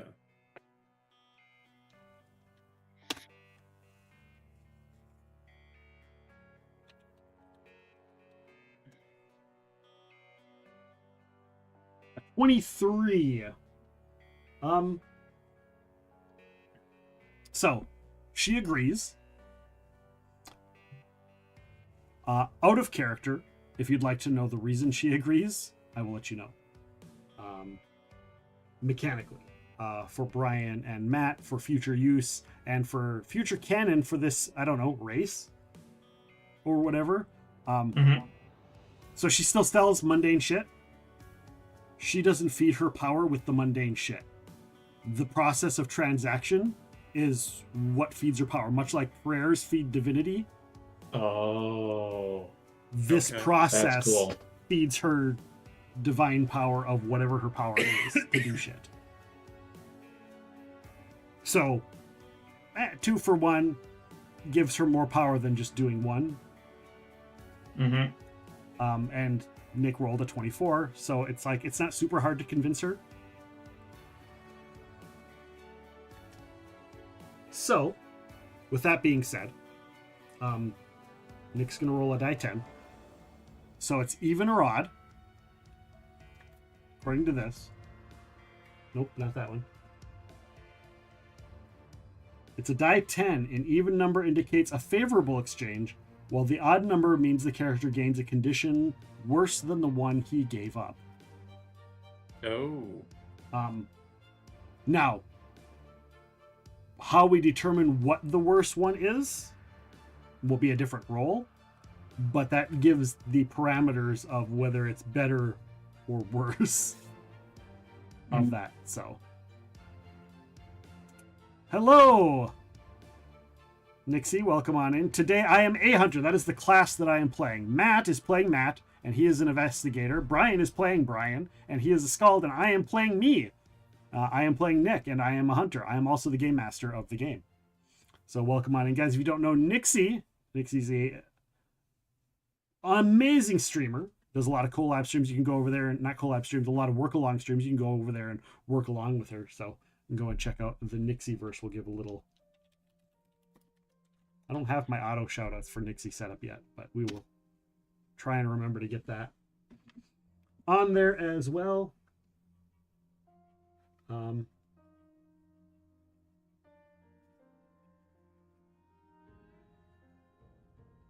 we go. So I will roll a die 10. I got a 3. Nick gains a condition worse than the other two. Hey. Oh. I gambled and I lost. Oh. So, something that is going to be worse than phobia, than the two phobias. But Nick is no longer afraid of water or drowning. And he's no longer afraid of whatever thing it would have been. Undead, traveling, crabs in my shorts, you know, whatever the phobia is. I gain a malady that is worse. I might just look on the list of curses and pick randomly, because I think there's a randomly rolled curse list. I think so. Brian! Yes. Nick partook. Yeah, I How is Nick looking? You won't know until you leave.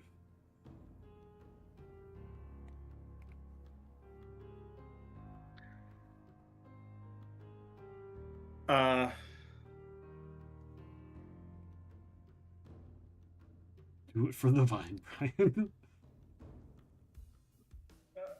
No, I actually...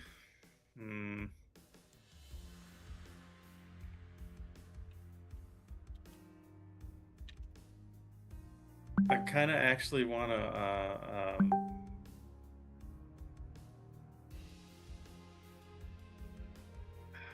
this is metagamey. I can't really... Oh, say. afflictions. Okay. Although then again... Yeah, that like have... lists everything. Curses and everything else, right? Curses. Yep. The chat wants someone to draw a fame and fortune card. Oh my god. You need more to bargain with. Buy. Sell, sell. Oh my god. All right. Monkey swag, come on. Ugh. Because we did 12 last time. 2, 3, 4, 5, 6, 7, 8, 9, 10, 11, 12, 13, 14, 15, 16, 17, 18, 19, 20, 21.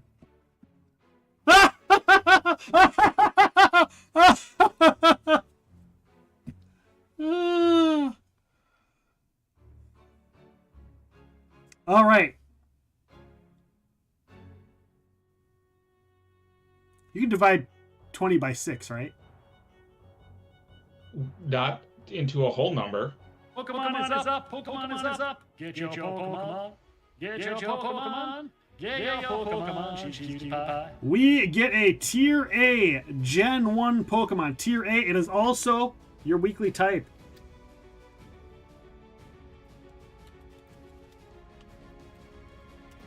That's why I did it twice. Unrecognized command.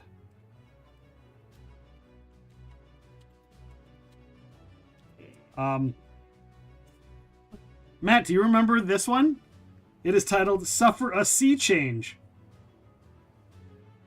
Oh, yep.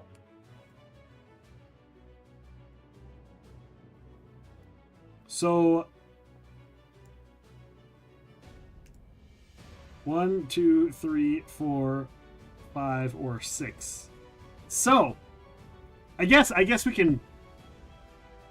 Chat redeems mythic point / inspiration. The GM gets a mythic point. All right.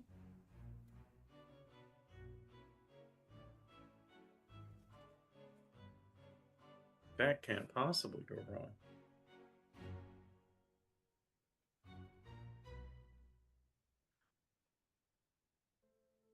So we need monkey swag. I don't have a die 6 roller in the chat. So I'm just going to roll for monkey swag. If it was a die 20, I would do it. Well, we could still do... Well, we could Yeah, you could just reroll 19 and 20. Yeah, we'll just roll a die 20, and if you get an 8, if you get a 19 or 20, reroll. Monkey swag. Exclamation mark roll. I guess there's also a 0, so it's technically 21. 0 would be a... Because it's 0 through 20 that rolls. But we'll do a 0, 19, or 20 as a reroll. Monkey swag, exclamation mark roll, or exclamation mark die 20 to roll the dice, monkey swag. We're going to have you roll what's on this chart. You get a 14. 14. That would be a 3 on a die 6, right? Correct.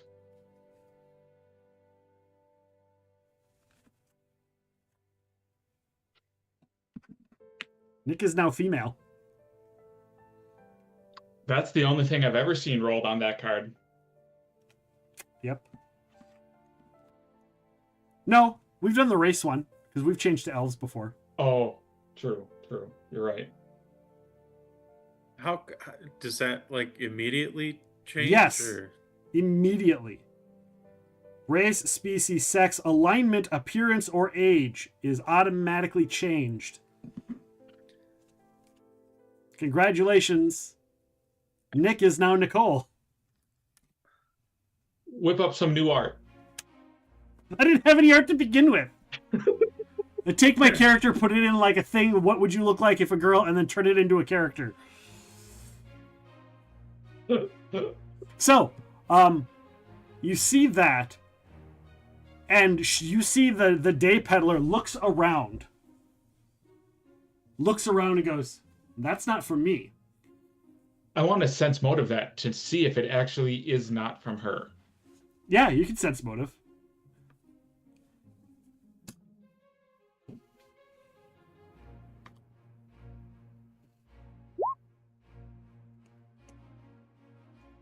Let's see. What's my... Wow, 23. She's trying to figure out how this magic got into her domain.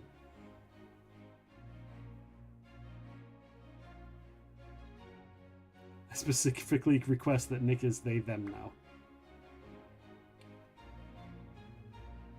You don't get to choose. Nick can be short for Nicole. True.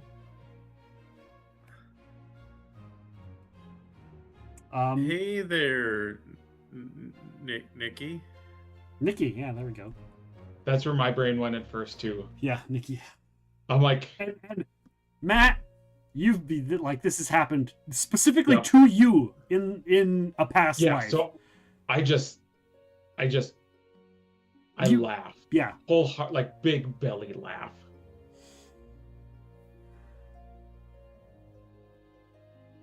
And I'm like, this is fitting. And the day peddler goes, one deal per customer per day. You know, so you can't just keep doing it until you get something favorable. Oh, that makes sense.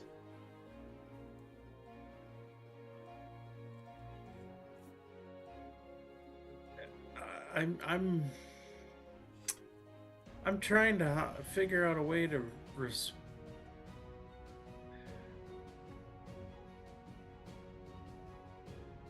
No, I think Brian is just going to be kind of dumbfounded as to everything that is going on here, and is also going to try as best he can to now avoid staring at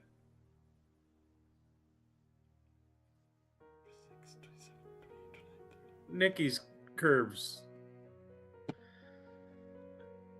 See, like, I'm picturing Nikki's totally wearing, like, guy clothes. So yeah. Like... Oh, yeah. Well, the clothes didn't change, I don't imagine. All right, we rolled a 13. 1, 2, 3, 4, 5, 6, 7, 8, 9, 10, 11, 12. Another card? Font of Truth. The target is unable to intentionally lie. Is that your curse? That's my curse. Oh dear Lord. That is.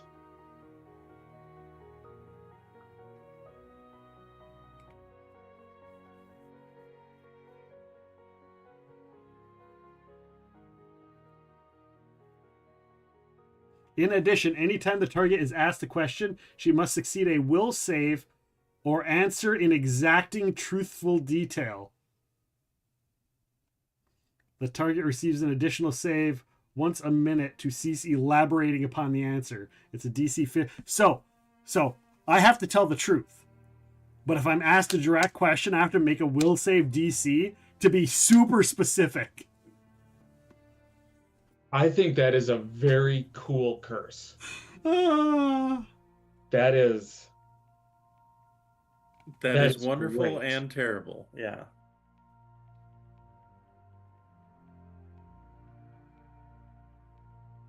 All right. Font of Truth curse. So there we go. My phobia gets turned into a curse. I am also now female. All in all, could have gone way worse. Could have gone way worse. I could have turned into a monster and tried eating you all. Of course, that's not going to happen until after we leave the building. Oh. So, like, if you would have gotten lycanthropy and whatever, it doesn't take effect till you leave the building. Oh. So you don't freak out on her. Or eat your friends, or eat her, or, yeah. Oh, just picture Curse of Vampirism, and then you walk out and you just poof. Oh. Oh. Yeah, I mean, it's not the night trader, the night peddler. Now, granted, if you leave at like 8 p.m.-ish, it's dark out, you'll be fine.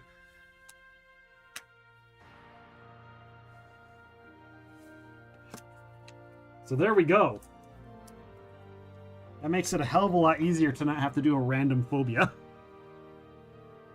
Which there might also be a list. Brian!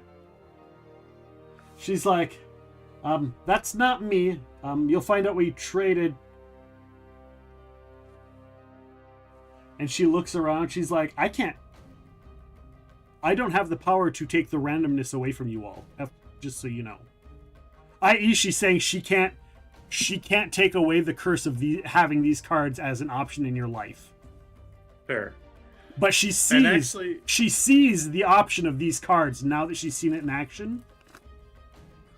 She's like, that is a fate, which I cannot affect. I can negate them when they affect you. By having you trade them. I think and she goes, is this how, and she points to Nick and then points to Brian. Is that how you got yours? Was this kind of magic? And points to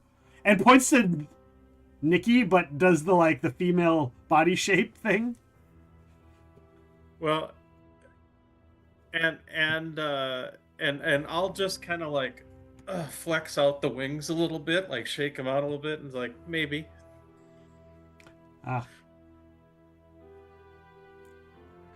No, I think I'll be good though. Honestly, a little less chaos. You sure? Because she points to the wings. It's like, if they're a hindrance. No. And she pets them. She strokes the wings ever so gently.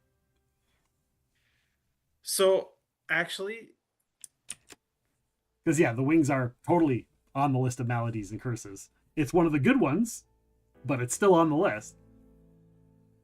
I mean, it's not in the list we just rolled, but Nick didn't roll a beneficial curse. He rolled a pet. Not in terms of trading the curses, but I do have a question as far as some of perhaps the items that you're selling to see if there's something that would, and I look over at Nick, fit my companion. He's wearing mostly magical gear, so it all fits. It reshapes when he changes. Oh, that's right, magic gear. He's got magic gear. It fits him. It fits him. But fits as her. a joke, Brian as a joke, Brian is completely going to ask and see if she has something of a sort of a Red Sonja magical armor outfit. If you get my meaning. And if not, read a comic book. But, you know. I mean, I'm sure she does. Hell, she's wearing one. But yeah, she's got mundane clothing and stuff too. But yeah. Yeah, so you know, and so I get. So you grab it and you're like, "How's this, Nick?"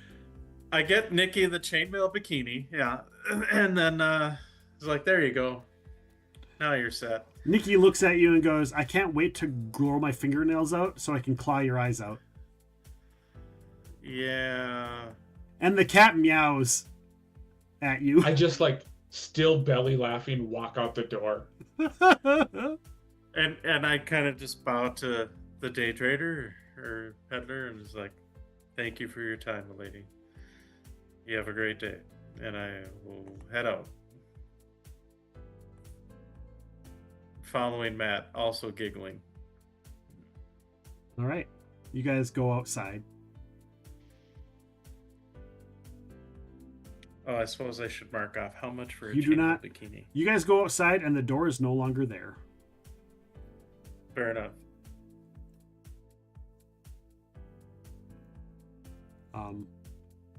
Time passes a little bit before the door opens. Like you see the door's not there, and then it kind of materializes and opens. Nick walks out, and then it fades away. Okay.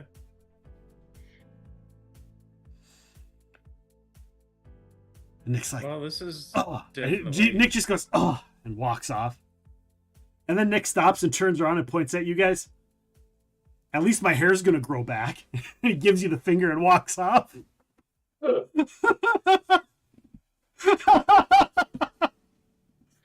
And actually, I just look over at Matt and go, "I think she was talking about you." And then I kind of walked, and then I just and I'm like walking back. And I'm like looking at my I look 20 because that's my mythic power.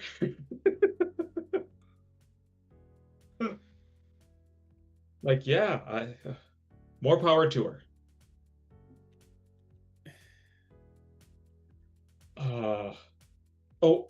So is it now like 8 o'clock? Yeah. Does a lot of time end up happening there? Yeah. Because this wasn't super, it's not just like a wave of the hand and the curse stuff lifts. Like, she has to there's focus. A whole process to it. There's a process to it. By the way, those watching the stream, you're welcome. It's been fixed. What's been fixed? Yeah, if you see it, you see it.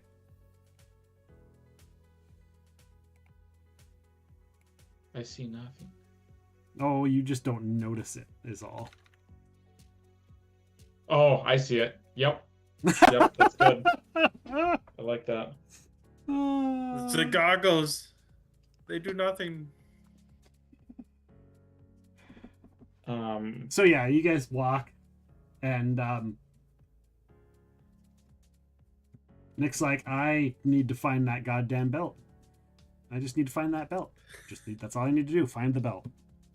What we did last time, right, Matt? We just got that damn belt, and that fixed everything. Yeah, but it took a while to do that. We didn't even, but we know it exists now. We know it's an option. True. It is Before it wasn't until we ran across it. True. We know there's a belt that will fix this. So I think the thing now is we see what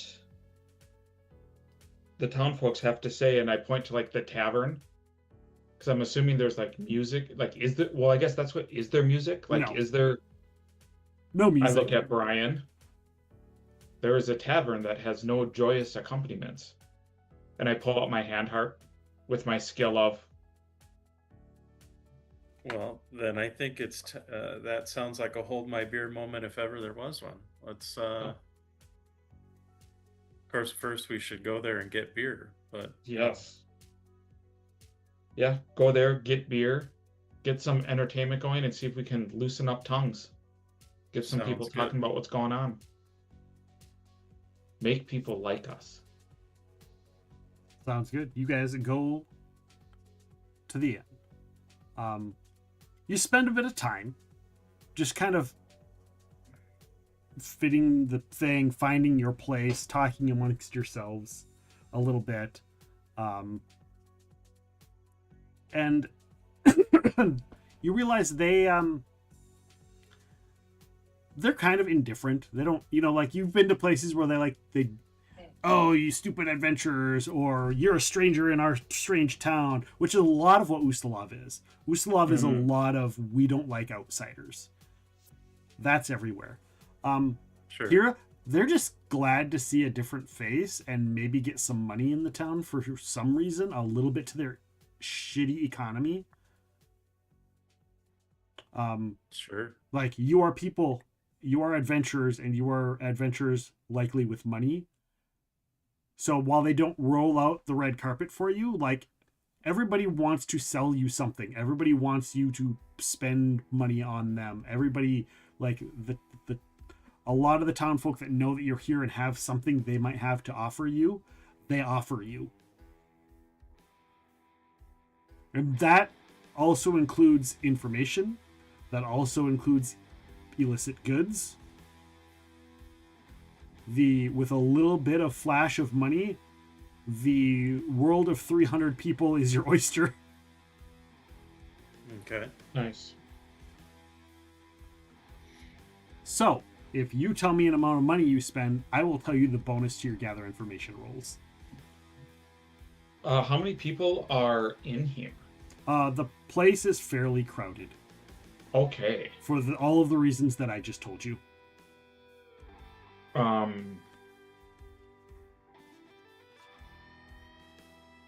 and we can put the Bureau d'Exchange du Mal away, because that was the name of the card. Which is funny, because it was a Brian card. But, like, it just opens up. Brian gets the option, and you brought your friends with, so. Mm-hmm. It says your PC discovers it. It doesn't say that you can't bring other people with. Very cool. That's fair. So there we go. Those are almost all of the things. Oh, I still learn a new skill. Table dancing. Great. That's a new skill I can learn. Wow. I am going to spend like 15 gold here tonight. Okay. On like various drinks and pieces of information. Loose lips sink ships. I want to know how to crack a castle. Yep. Fairly true. I do want to say... Oh. You are so lucky. Never mind. I was like, oh, I only have 48.8 thousand. I am 2,000 away from a fame and fortune card. I'm like, because Matt only drew the one. Nobody's given him extra. I've gotten extra. Brian's got extra. Matt hasn't gotten any extra fame and fortune cards. What? Don't mention that. I feel like he's gotten some in the past. I have gotten some in the past. Yeah. Just the least of the three of us. Yeah. Yes. Brian by far has gotten the most and the worst. Yeah. And I come in a close second, but not the worst. Yeah. And Matt's come off pretty scot-free most of this campaign. Mine have not been terrible. No. Being mistaken for good people and then having people like you in the next town you entered was... Right. Really the worst you had was when everybody thought that you were high-level, super powerful characters. Yeah. That was the worst one that Matt drew.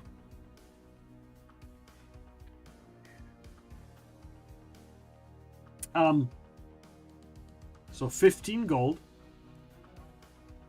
nets you a +3 to your dice roll.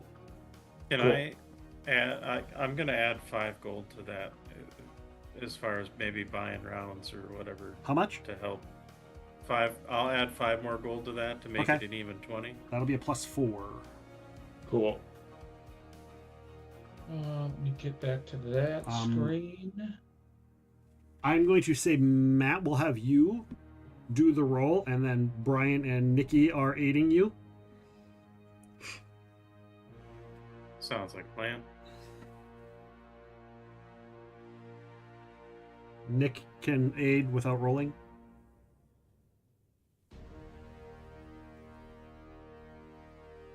Can you auto beat a 10, Brian? Diplomacy or knowledge local? Diplomacy, yeah. Actually, both of them either, yes. Okay. Spend another inspiration. A 48. You can't redeem it now, Janai? Why did we max out?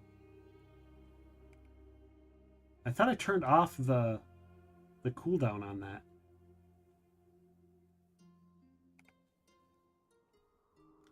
I mean, it was redeemed a lot. Yeah, I thought I turned off the cooldown though after last time.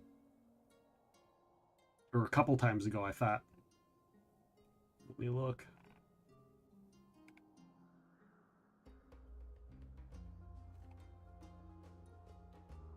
Oh, no, I made it one per user per stream. So Janai can do one per stream. So each player. So I reduced the limit of the total, but I made it so each person could only do one, which I remember. That makes sense. So you don't have one person spamming chat. That way it spreads around. Like if somebody came in with like 500, like if Curly Girl decided she wanted to redeem 4 in a row. Because she has the points to do that. Mm-hmm. And that would encourage people also to like come back for the next one to do it again. That makes sense. It's a big redeem. The big redeem. Yep. So with a 48 total. 48 total. Did you mention what your gathering information was for? More information about the Count, like, because we're supposed to deliver this. We're supposed to get this invite to him. Well, he has the invite. Or I guess you have to convince him to go and play along with everybody, and so I guess this would be to try to figure out where the F he is. Like, like some of the people that work at the castle, do they know, has he come back? Is there a way that the people working at the castle figure out how to get a hold of him, you know? So you are going to definitely get information. I'm going to say that. Do you want to stay at a 48? Because, I mean, you could make this fucking ridiculous. True. I'll spend a mythic point. 51. The guy who doesn't tell anyone where he is ever. And you guys are going to know.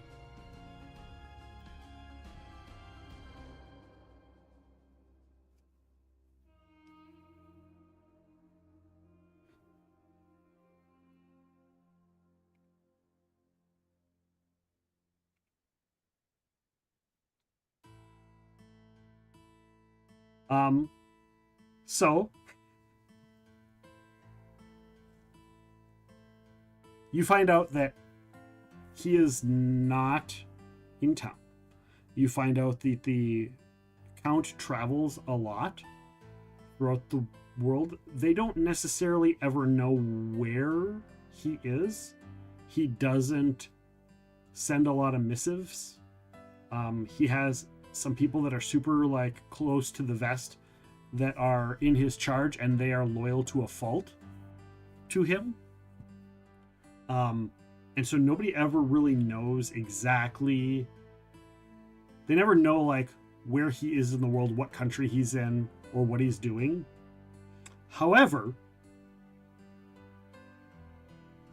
somehow somebody has a cousin that works in a town in a place where they were paid to move a thing that did another thing, who said a thing that was rumored to be, that followed up on, ergo,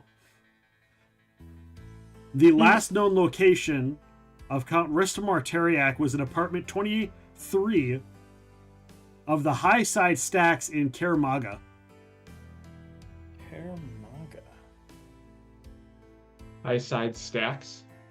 High Side Stacks.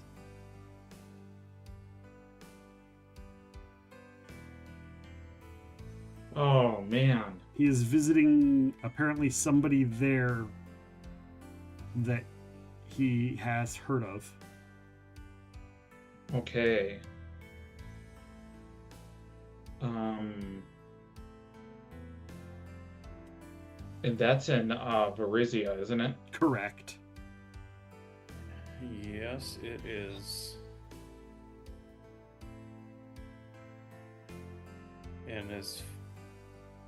And the most I can do is a dimension door. Oh my god, that only took 2 hours, so it's like 10, 11 o'clock at night. Yeah. Okay. So we find that out, and I'm like, I have no way of getting us there. Like I don't think, do we have any scrolls maybe that get us there? No. Well, I don't maybe. think so.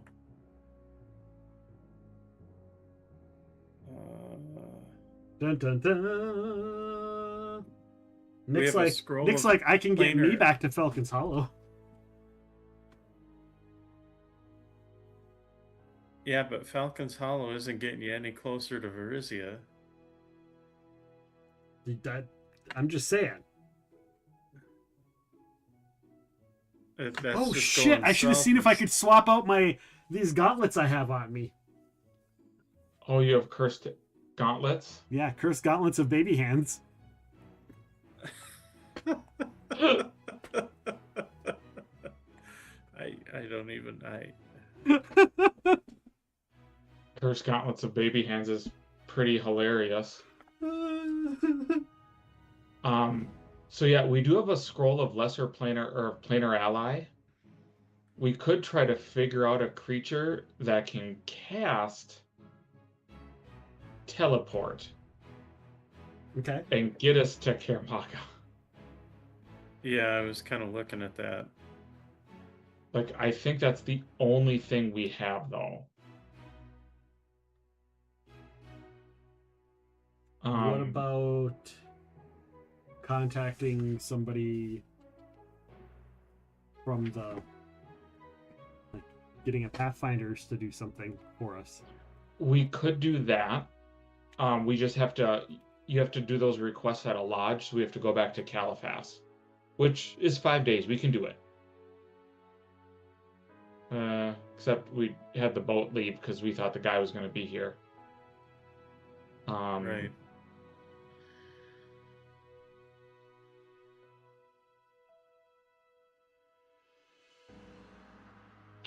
What are those called? What are the Pathfinder Society point things called? The prestige points? Prestige?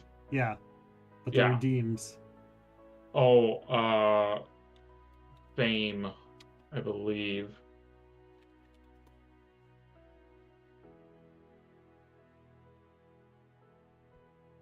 Prestige awards from the field guide? Yeah. Yep, fame. Oh, I have a big chart of it. Oh, here we go. PFS and SFS boon list. Oh, but those are the boons. Yeah, you want to share the chart with the party? Yeah. I'll pull it up on stream and we can look over them because I think there might be a I think one of them is a teleport. Like you can spend your prestige points to get a teleport. If you pray to Shy, she can teleport. There you go. Brian's the only one that knows about Shy being a gunslinger. Or using guns. Yeah, I just gotta find the society stuff. I thought we had a Google Doc. Yeah, I have to find it.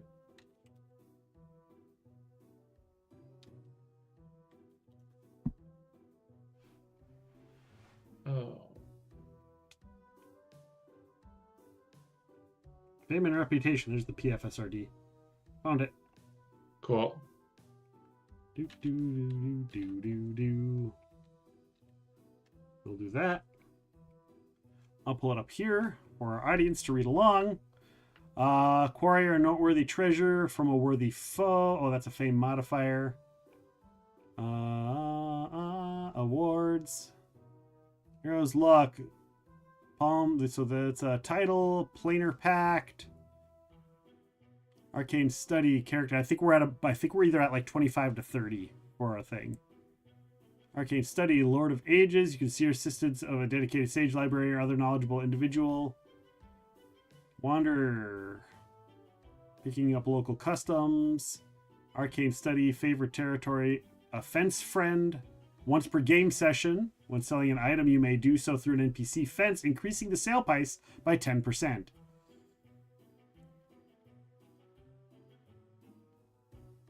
Master of the Trade. Sacrifices.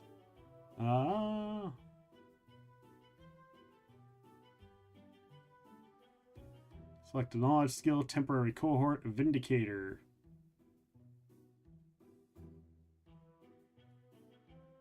Yeah, I don't think. Those are a I think lot of we titles. just have to make our way to a town that has the spellcasting services and buy them. Yeah, this doesn't list like the you get a ship and all that kind of stuff either in this one. Yeah.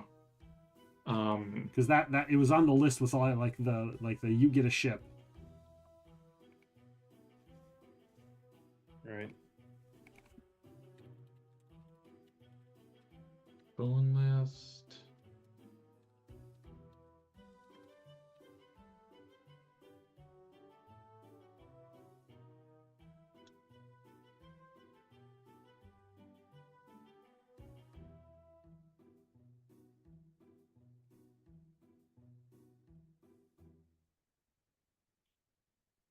Generic prestige rewards. Dispel magic, lesser restoration, make whole, remove blindness, atonement, neutralize, regen, raise dead is 16. Restoration 16. Talismans.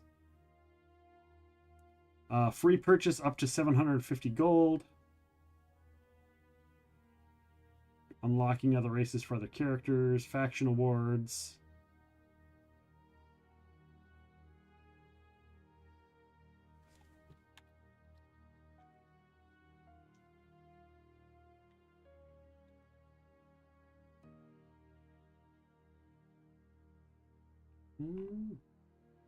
So we know that there is a high-level sorcerer with teleport in Thrushmoor.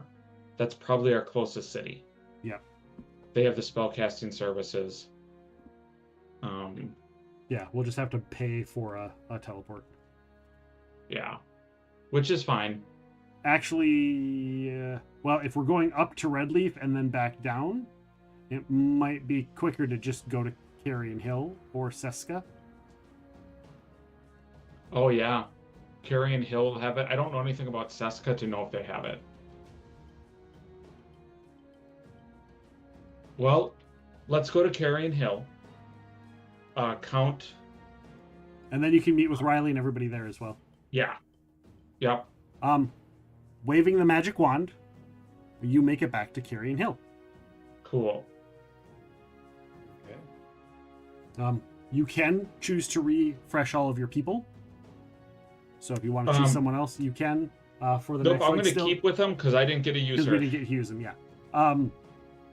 This also gives you the option if there's anything you wanted to do in Carrion Hill before leaving, or talk to any of the major NPCs in Carrion Hill before leaving. Mm-hmm. You have that option. Awesome. 5th level spell. I'm just quick doing the math. You're in Carrion Hill, that you don't have to worry about doing the math because they'll do it. Like, this is for your job that we're sending you on. Oh, cool. So we don't got to figure out the math. You don't have to figure out the math because you're in Carrion Hill. They will do it. Nikki needs new clothes. Nikki's gonna learn all of the ladylike things from Sandra. Oh yeah. You have to get yourself a dress made now. Mm-hmm. Yes, and I'm going to get chainmail full plate armor with stilettos, Nikki says.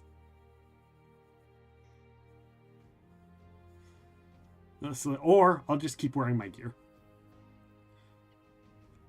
Fuck, if we do a just noble thinking for event... the wedding. Oh, We're supposed to look nice. fuck.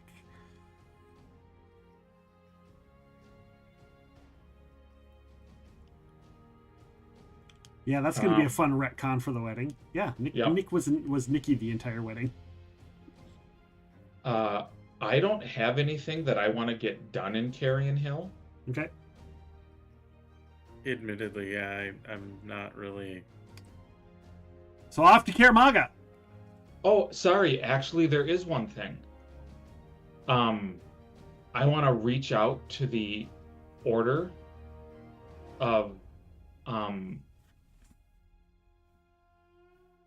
Iomedae. Okay. And just see if I can find anything else, like legends or stories about Sir, what's his name? The Knight. The Knight. Yeah, he's just a favored paladin, and he is of the order. He's of the he is well revered because he was granted boons by the deity, by Iomedae herself, as a I forget the name of the term. The feat where you're a specialized thing and you get special boons for being a devout worshiper. Something soul. I don't remember it off. Yeah. I'm assuming he's a sentinel. He's an exalted of Iomedae. Exalted. Yeah. Oh, okay. Whatever that feat Deific is. obedience. Yeah, he's known for his deific obedience to Iomedae. And so that kind of puts him above the other paladins of the order. Okay. In fact, he and the cleric both follow the deific obedience. That's why they work together so well. Because both of them are of the same deific obedience. They would do it together. Okay. And both of them were taught by the cleric that was a jackass here in Carrion Hill. That isn't deific obedience, but they did learn it from him. Okay. Like, they jumped through all the stupid hoops that he was going to have you jump through. Mm-hmm. And then afterwards, like, because if you ask them about it, if you would have asked them about it, they would have been like, yeah, he's a fucking jackass. This is how you do it. Nice. Well, good to know that. That gives me another reason to train with the paladin once he's not bitey fighty. Right. But yeah, so yeah, that's all I wanted. I just wanted to see if the vibe I got about him was correct. Yes. He is pretty well known. I changed you guys' thing, but I didn't change my own. Here we go. Off to Caramaga.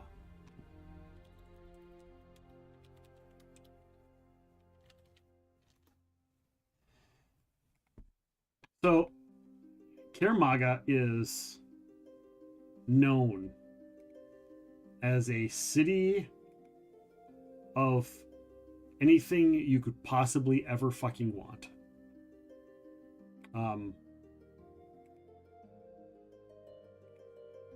Pull up my other notes here.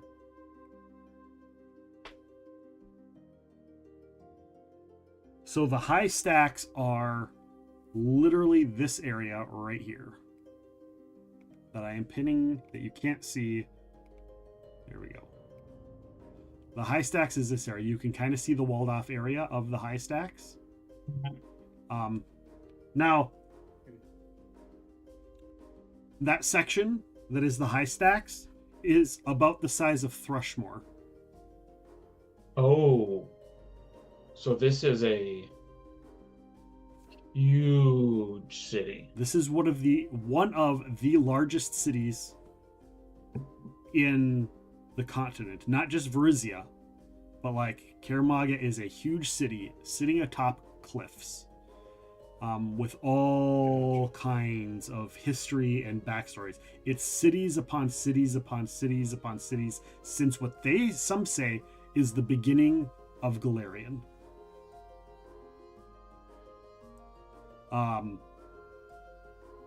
What you know, as if you had rolled, I'm not going to have you roll, but I'm going to go off as if you had rolled, because I know what you can roll.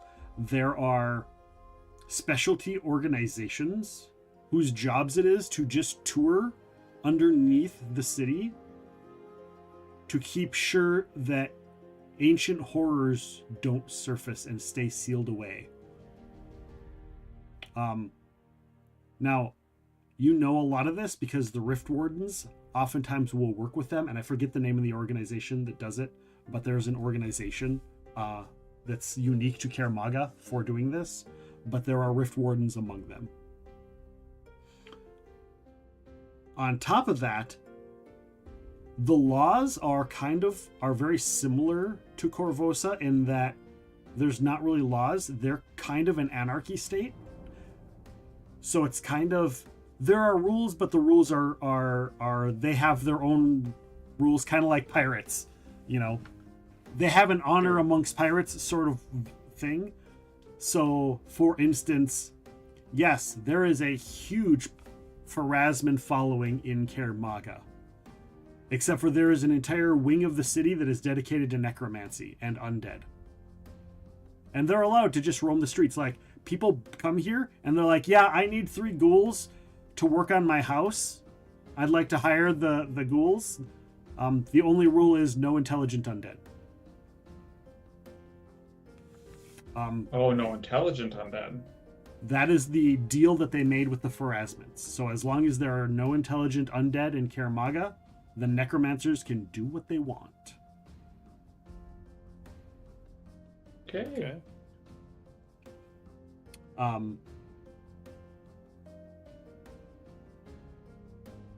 The high stacks, like when you get to Kaer Maga, you get teleported in, and you get teleported into the down market, which is a giant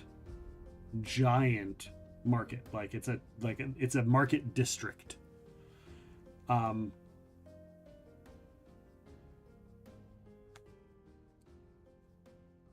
Give me 1 second here. Roll 1 die 100, because what are the odds?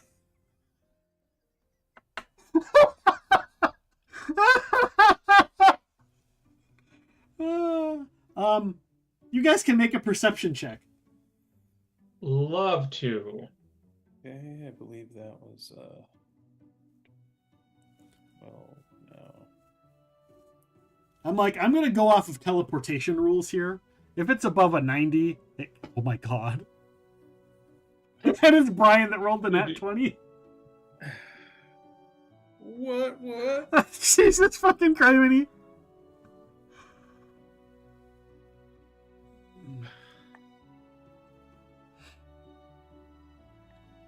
I'm not having Nick roll, but this is fucking hilarious. So you guys teleported. We'll get to that. You guys get teleported into the down market, which is just like this giant bustling market economy. You can find almost anything you are looking for.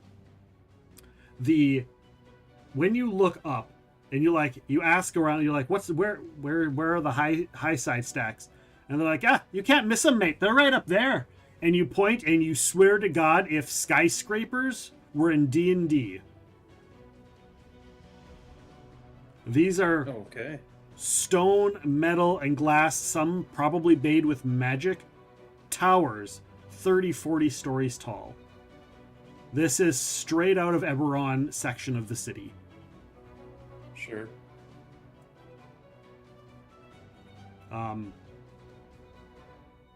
That is where the ultra rich live.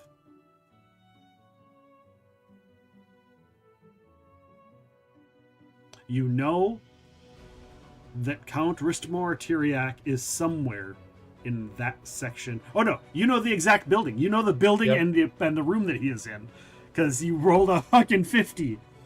But yeah, part of 23 high side stacks. Yeah. And you know the name of the building, too, that he's in. And that all stands out. That's all good and fancy. Brian, as you guys are walking through Dawn Market, something catches your eye. Okay. You see... Hold on. You see this fancy market shop with fancy, intricate, carved wood of a type that you've never seen before. There's inlaid stones and markings, etchings.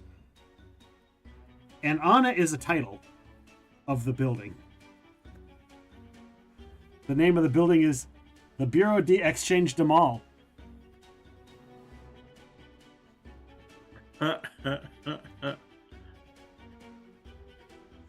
And it looks like it really doesn't belong there. It's attached to a building on a section of the building that looks like maybe it's a separate building, but it's not. A building that doesn't necessarily have a door, but it doesn't really belong in there. But a normal passerby wouldn't notice. They just see this cool market shop that they'd want to go in and check out. I randomly rolled. I made the odds not so easy, and I made you roll to see it. I will tap Nick on the shoulder, and then kind of gesture over to the door and go, "It's a brand new day."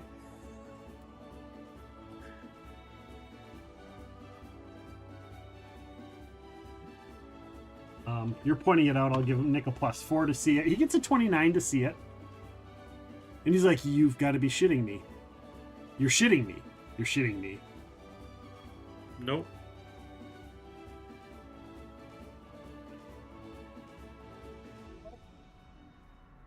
Fuck, which one do I get rid of? I don't think I'm going to get another 2 for 1. No, I don't think you can get rid of a 2 for 1. I mean, you can. You know there's a belt that will correct one. So go for the one that... Get rid of baby hands.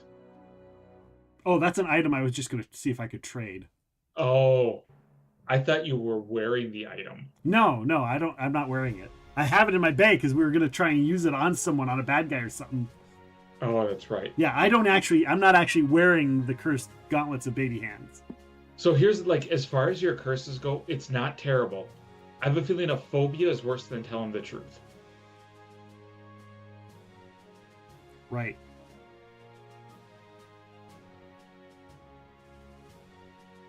Like, I guess, how many more hours is she gonna still be here?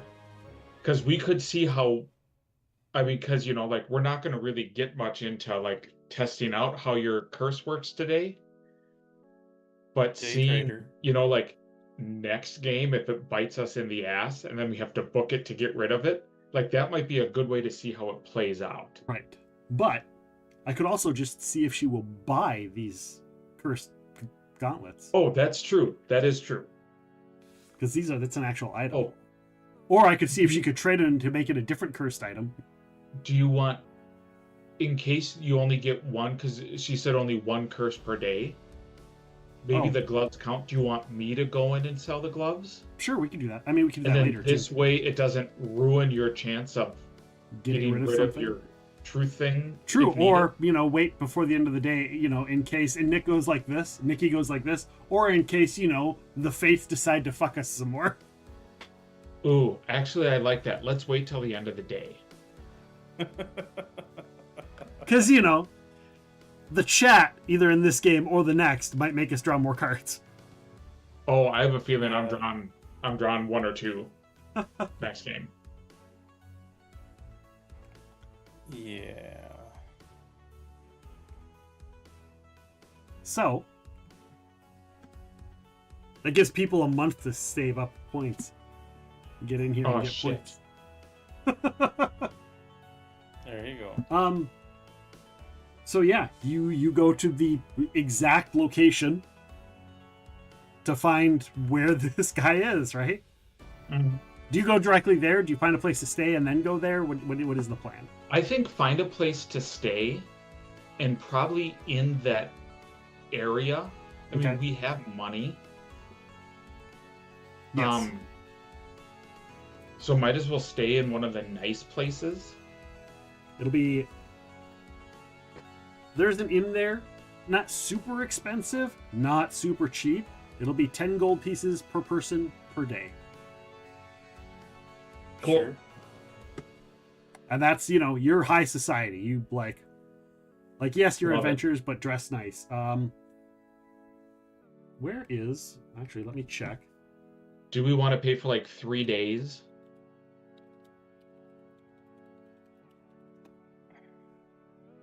Or do we just want to do a day at a time? What do you think, Brian? Yeah, we could do 3 days. That's fine. Okay. Where is the hospice district? Just because this might be funner. Yeah, there's one right on the edge of the hospice district. So it's like right over, we'll say right here, this area. Okay. And it's a place called the Canary House. Edit. Staying at the Canary House. It is known for its wealthy guests and its influential innkeeper, Alea Akan. Canary House. So there is a line of people waiting to get in.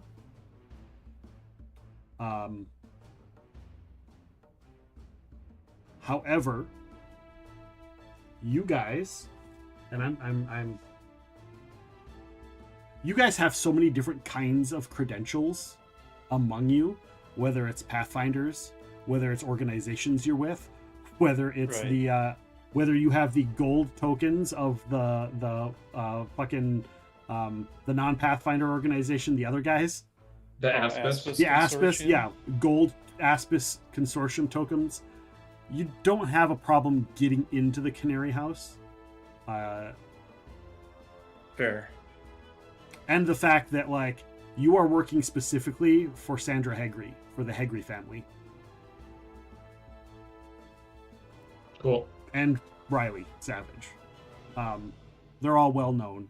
You guys have a small modicum of fame, enough to get into Canary House. Canary House is known for its beauty.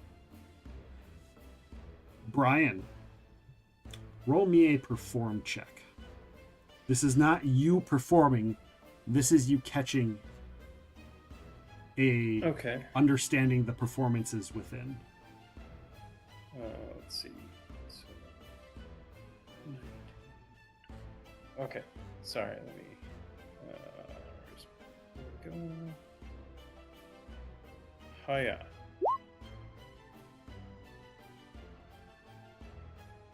With 37. a 37. So you go in and it's called Canary House for a reason. There are these beautiful, ornate, human-sized cages with intricate details. And in them are little swings, little lavish, soft, cushy swings or chairs. And in them are beautiful people of all sorts. Most of them female, but not all of them. And they are all singing. What's fascinating is they're all singing different songs, but no matter where you are or which two you listen to, each song moves and works within the other songs. The music and the melody all works as one overall song, or you can hear one song and it's its own individual song telling its own individual story. Cool. These are people who have trained since birth to do one thing and one thing only. Be beautiful and sing beautifully. I'm just gonna... The chances for... You've never heard anything in your life that is as beautiful singing as this, whether it's music that's been on the radio, music you've listened to, opera masters. This place is so fascinating that you can see why people would travel from all around the world just to stand in line for a chance to maybe come inside. Right.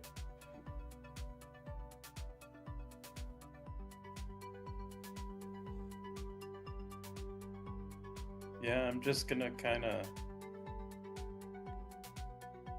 just listen in sort of stunned silence. Matt, your perception catches something else.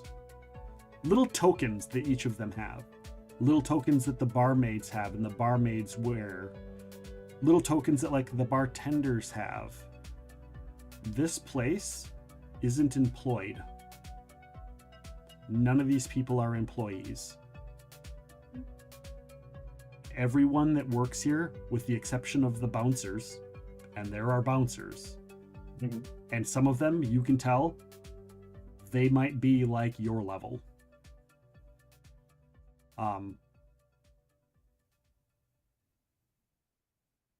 Everybody who works here, they're all slaves.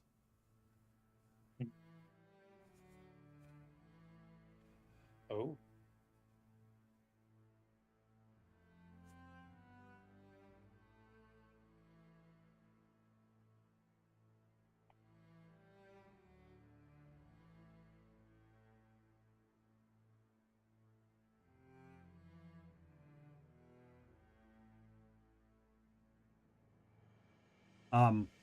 What you do know is the proprietor, because you're in here for a little while. You're walking around. You stood in line for a little bit. You've heard of things. What you do know is the owner of this house is so influential and powerful that he has been known to turn away kings and say, "No, go stand in line." And they listen.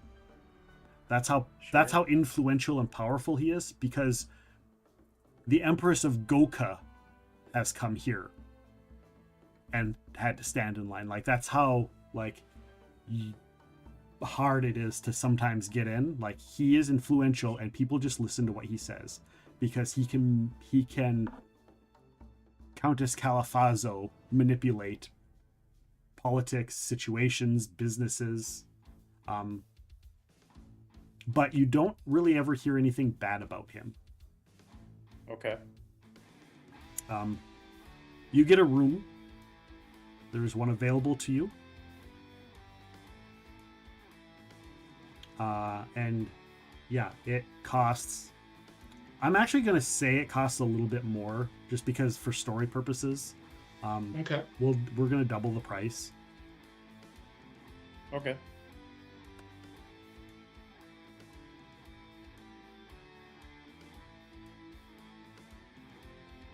That is the Canary House. You have a fancy place to stay. A fancy place that is really cool with a lot of NPCs I can use that I know, that I don't have to like make up or research. Excellent.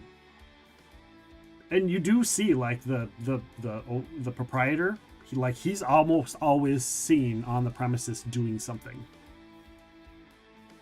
Talking with people, introducing himself, stuff like that.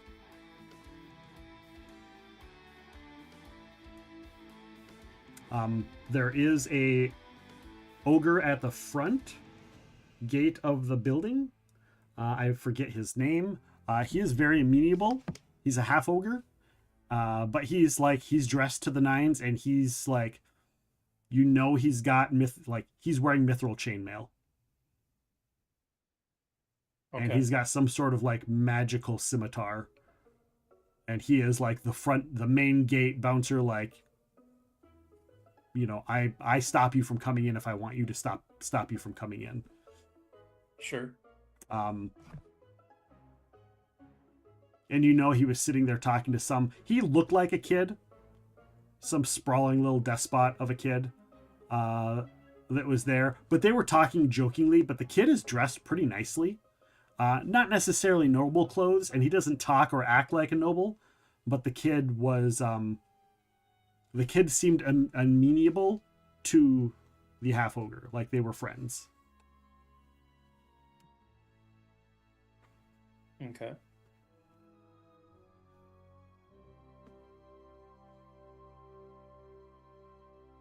What would you like to do?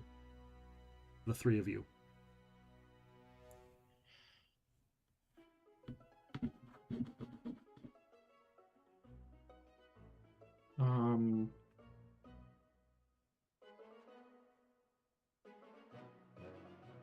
So we already secured our room.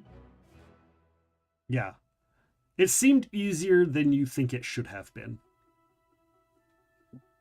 Like, now that knowing what you know now, you're not really sure how or why you were able to get access so quickly.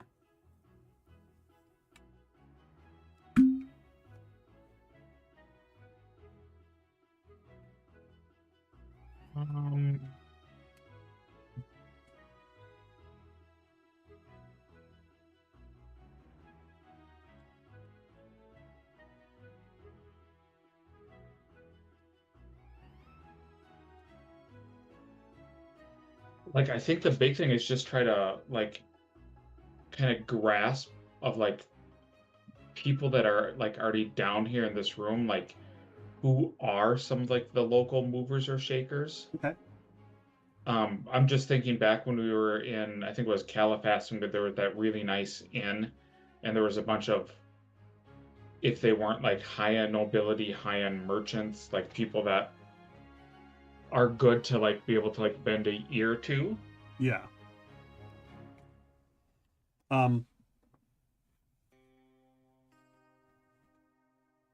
There are here's the thing. Caramaga is so large and filled with influential people. Whether it's high-powered merchants, they have a magical academy, not an academy, but a magical organization that's dedicated to magic that is on par with the Corvosan School of Magic as far as power level goes. They have an entire wing dedicated to the undead and necromancy and the power of controlling death and life. A lot of former World Wound not Cavaliers. What is the word I'm looking for? Crusaders.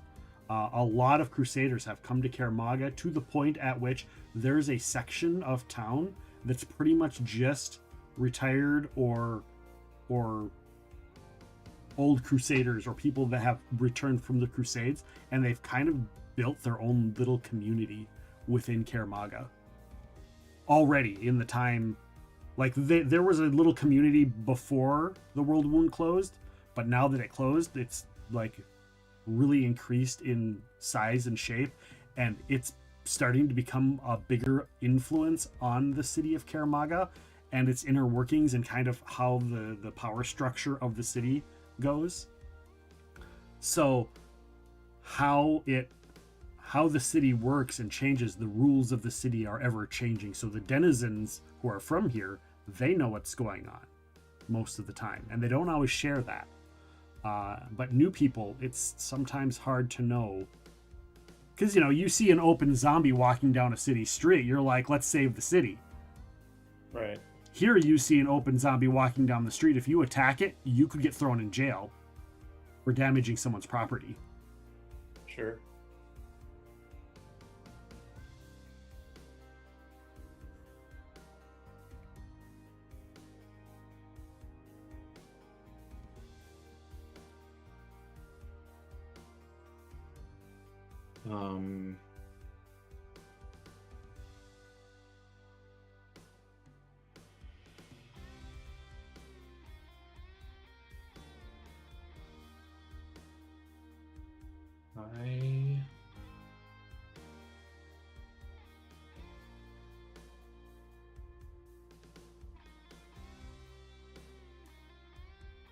Does there look to be anyone here? And this might be something where it might be more of a, like, might have to find people that are nobility first. But, like, I think this might be a good place to, now, like, actually start asking around and trying to figure out where the Count, like, why the Count is here. Okay. If people know things about, like, kind of his, like, ins and outs, or if he has, like, okay, what are his... Yeah, definitely not a bad idea. Mm-hmm.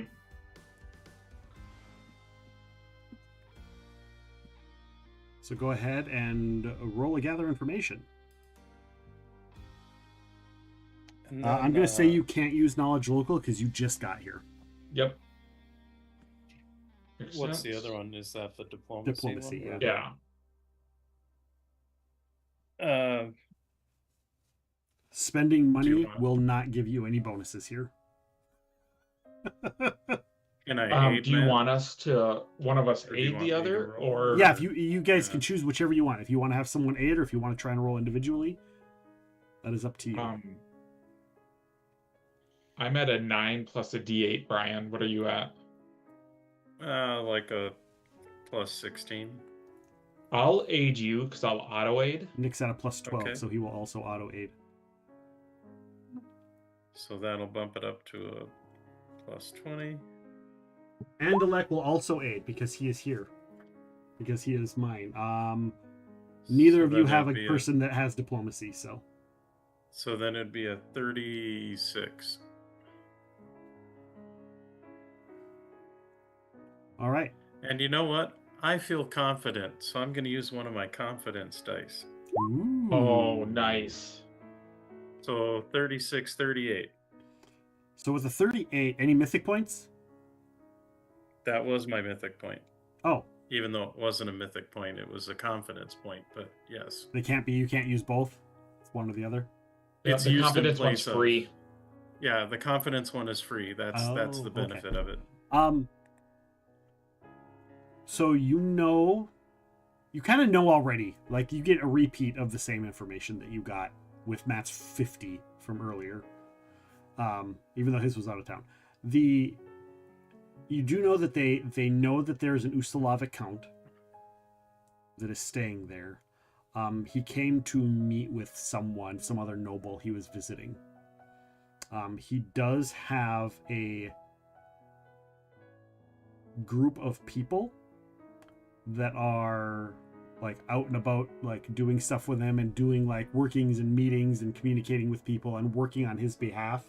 That you might, if you could find one of them, you could potentially get a meeting with him if you played your cards right and had a good reason that he would meet with you. He's very secluded. Sure. He's a recluse. He kind of likes to stay away from people unless he has a very good specific reason to talk with people. Otherwise, he avoids being around people at all costs, which is why he doesn't show up to any events, any noble events, which is why he is on the list of likely the hardest one to get to convince to come to the wedding. Sure. Because nobody has seen him in years. I mean, they've seen him, but nobody's like had meetings. He's not shown up to any of the events, but they know he's out there. He's been seen doing things. Okay. You do also you get that some of them have come into Canary House from time to time, so there is a chance you could probably meet with them when they come in. Sure. They tend to come in later in the evening. Do they are they like paid retainers or are they slave retainers? You don't know. Okay. They're the ones Okay, that are like so- loyal to a fault. Okay. So you're assuming that, yeah, they're probably paid. But like if they were slaves and they were just like roaming around free, probably not. Do we find out, like, is there a way to identify them? When they show up, you will know. They will let you will, whether a person that you're talking to says, "Oh yeah, that's them," or like Okay. you'll identify them. Magic wand, yes, you'll know. Now, are they staying at the Canary House, or do they just come They here are for not. like a... They just come in as his representatives. Okay.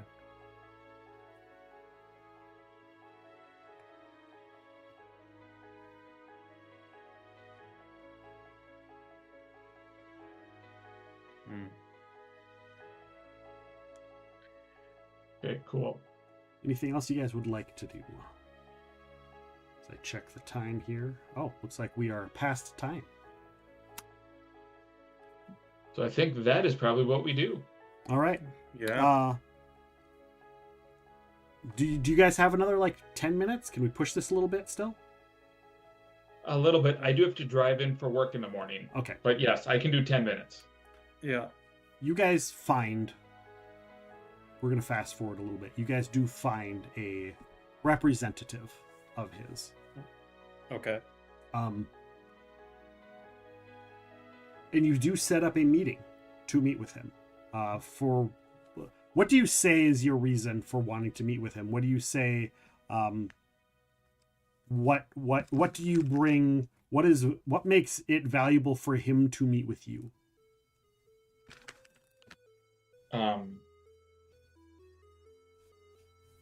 Like by proxy, you have to convince him why you're worthwhile to speak to.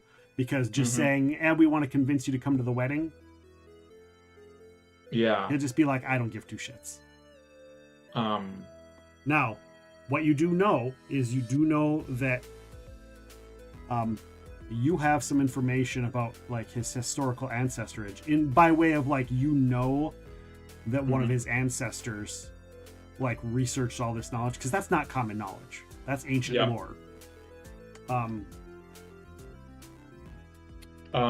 Yeah, I think we.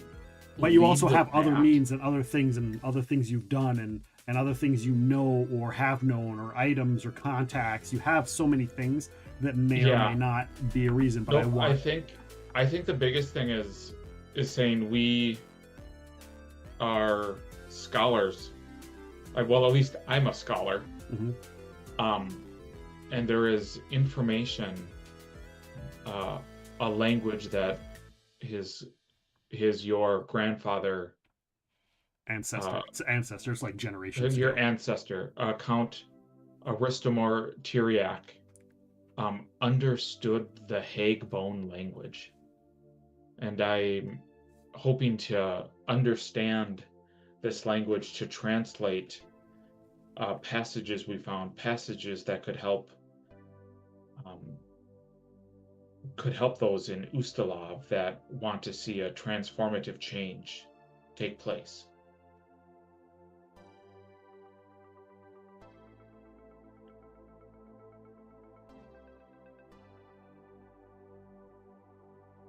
Give me one moment here. I'm trying to find the ancestor's name. Oh, because that's the Ristomaur is his name. Yeah, it's his name. Yeah.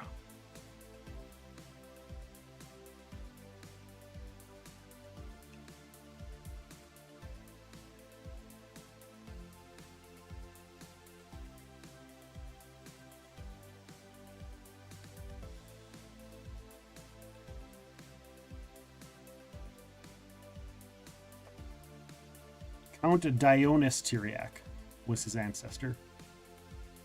Dionis.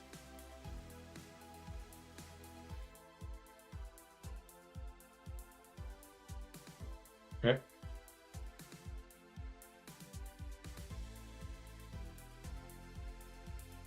And I guess that's what I lead off with.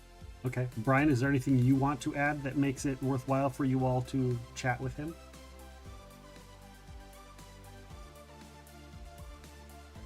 I don't really know what else to add to that. I think the scholar thing was a good move. Okay. You each get to add a piece to this.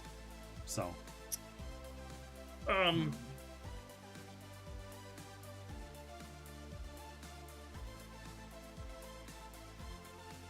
Or you can just say I don't. That's fine too. Well, I guess going along the similar lines, if while it's maybe not as rare as the Hag language, or could be arguably one way or the other, if he was interested in speaking ancient Thessalonian, I could definitely hold a conversation with him. Okay. Nick doesn't, and Nick's like, I don't know if this guy's like a scholar. His ancestor's a scholar. Maybe he just wants to party. But Nick says something along the lines of that we have traveled. We've been to he lists all the places and countries and places you've been throughout Galarian and the people that we've encountered and the planes, and that we have traveled multiple planes, and that the experiences we have could be worth the conversation alone. That's a good point. With that being said, he agrees. Okay. The level of agreeance is okay. He's not super, like, he's intrigued, but he's not excited. But it's enough to be intrigued.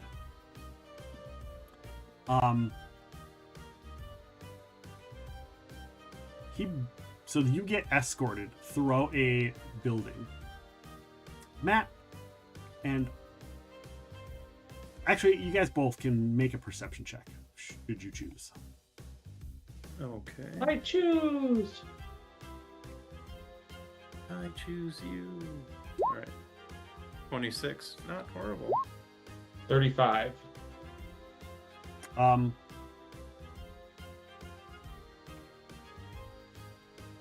Matt, what you notice, and it just catches your eye slightly throughout the conversation, from the point of contact with them, through your traveling through the town to meet with him, because you're escorted to meet with him. And like, the town's a maze. It's a giant fucking maze. Brian, this is your last day of your thing. Oh no, because you traveled like 5 days. Your one thing is gone. Yeah, I kind of had 2 figured the days tracking thing was gone. Yeah. So Brian, you are also completely lost. It's a giant maze. Okay. Whether you're following a chosen path, whether you're bouncing around, whether you're going in a straight line, you guys don't really know. But what Matt, you realize is that every once in a while you keep finding this group of like people that look very much, they're dressed like Phrasmin in Phrasmine robes. And you know them because you've met Salim Gadafar when you were in the Plane of Fire, and he very much looked like a Phrasmin, even though he wasn't. But he is very standard for the priests, so you kind of know what it looks like. And you kind of see people in those kind of robes watching you here and there. And you're not quite, you can't really place why they're watching you as a group, but it's definitely very strange. So you're like, well, keep that in my back burner of my brain. Maybe you Pathfinder sign it to your friends. Yep. What does happen is you guys end up in one of the top floors of one of the top towers in Karamaga, all the way at the top. It is very lush. It is,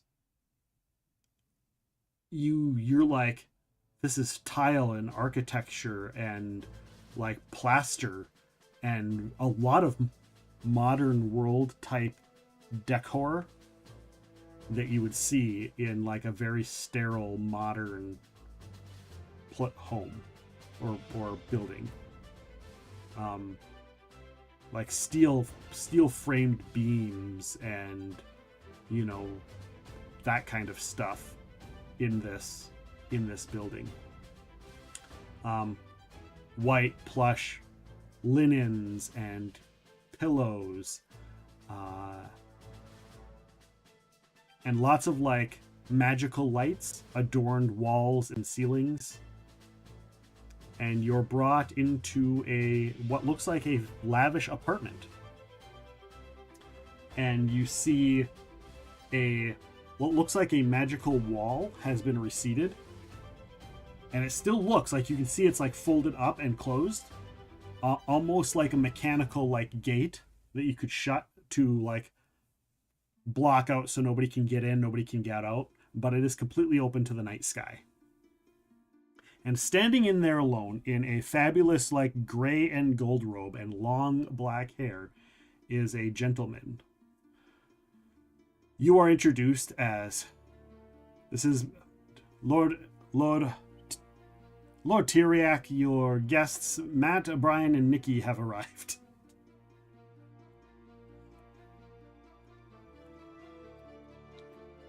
And you see this man turns to look at you.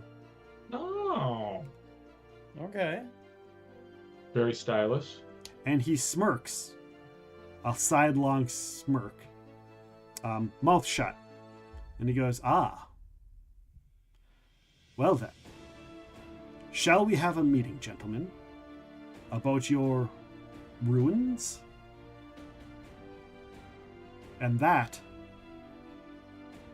is where we will end the adventure. Cool. Okay.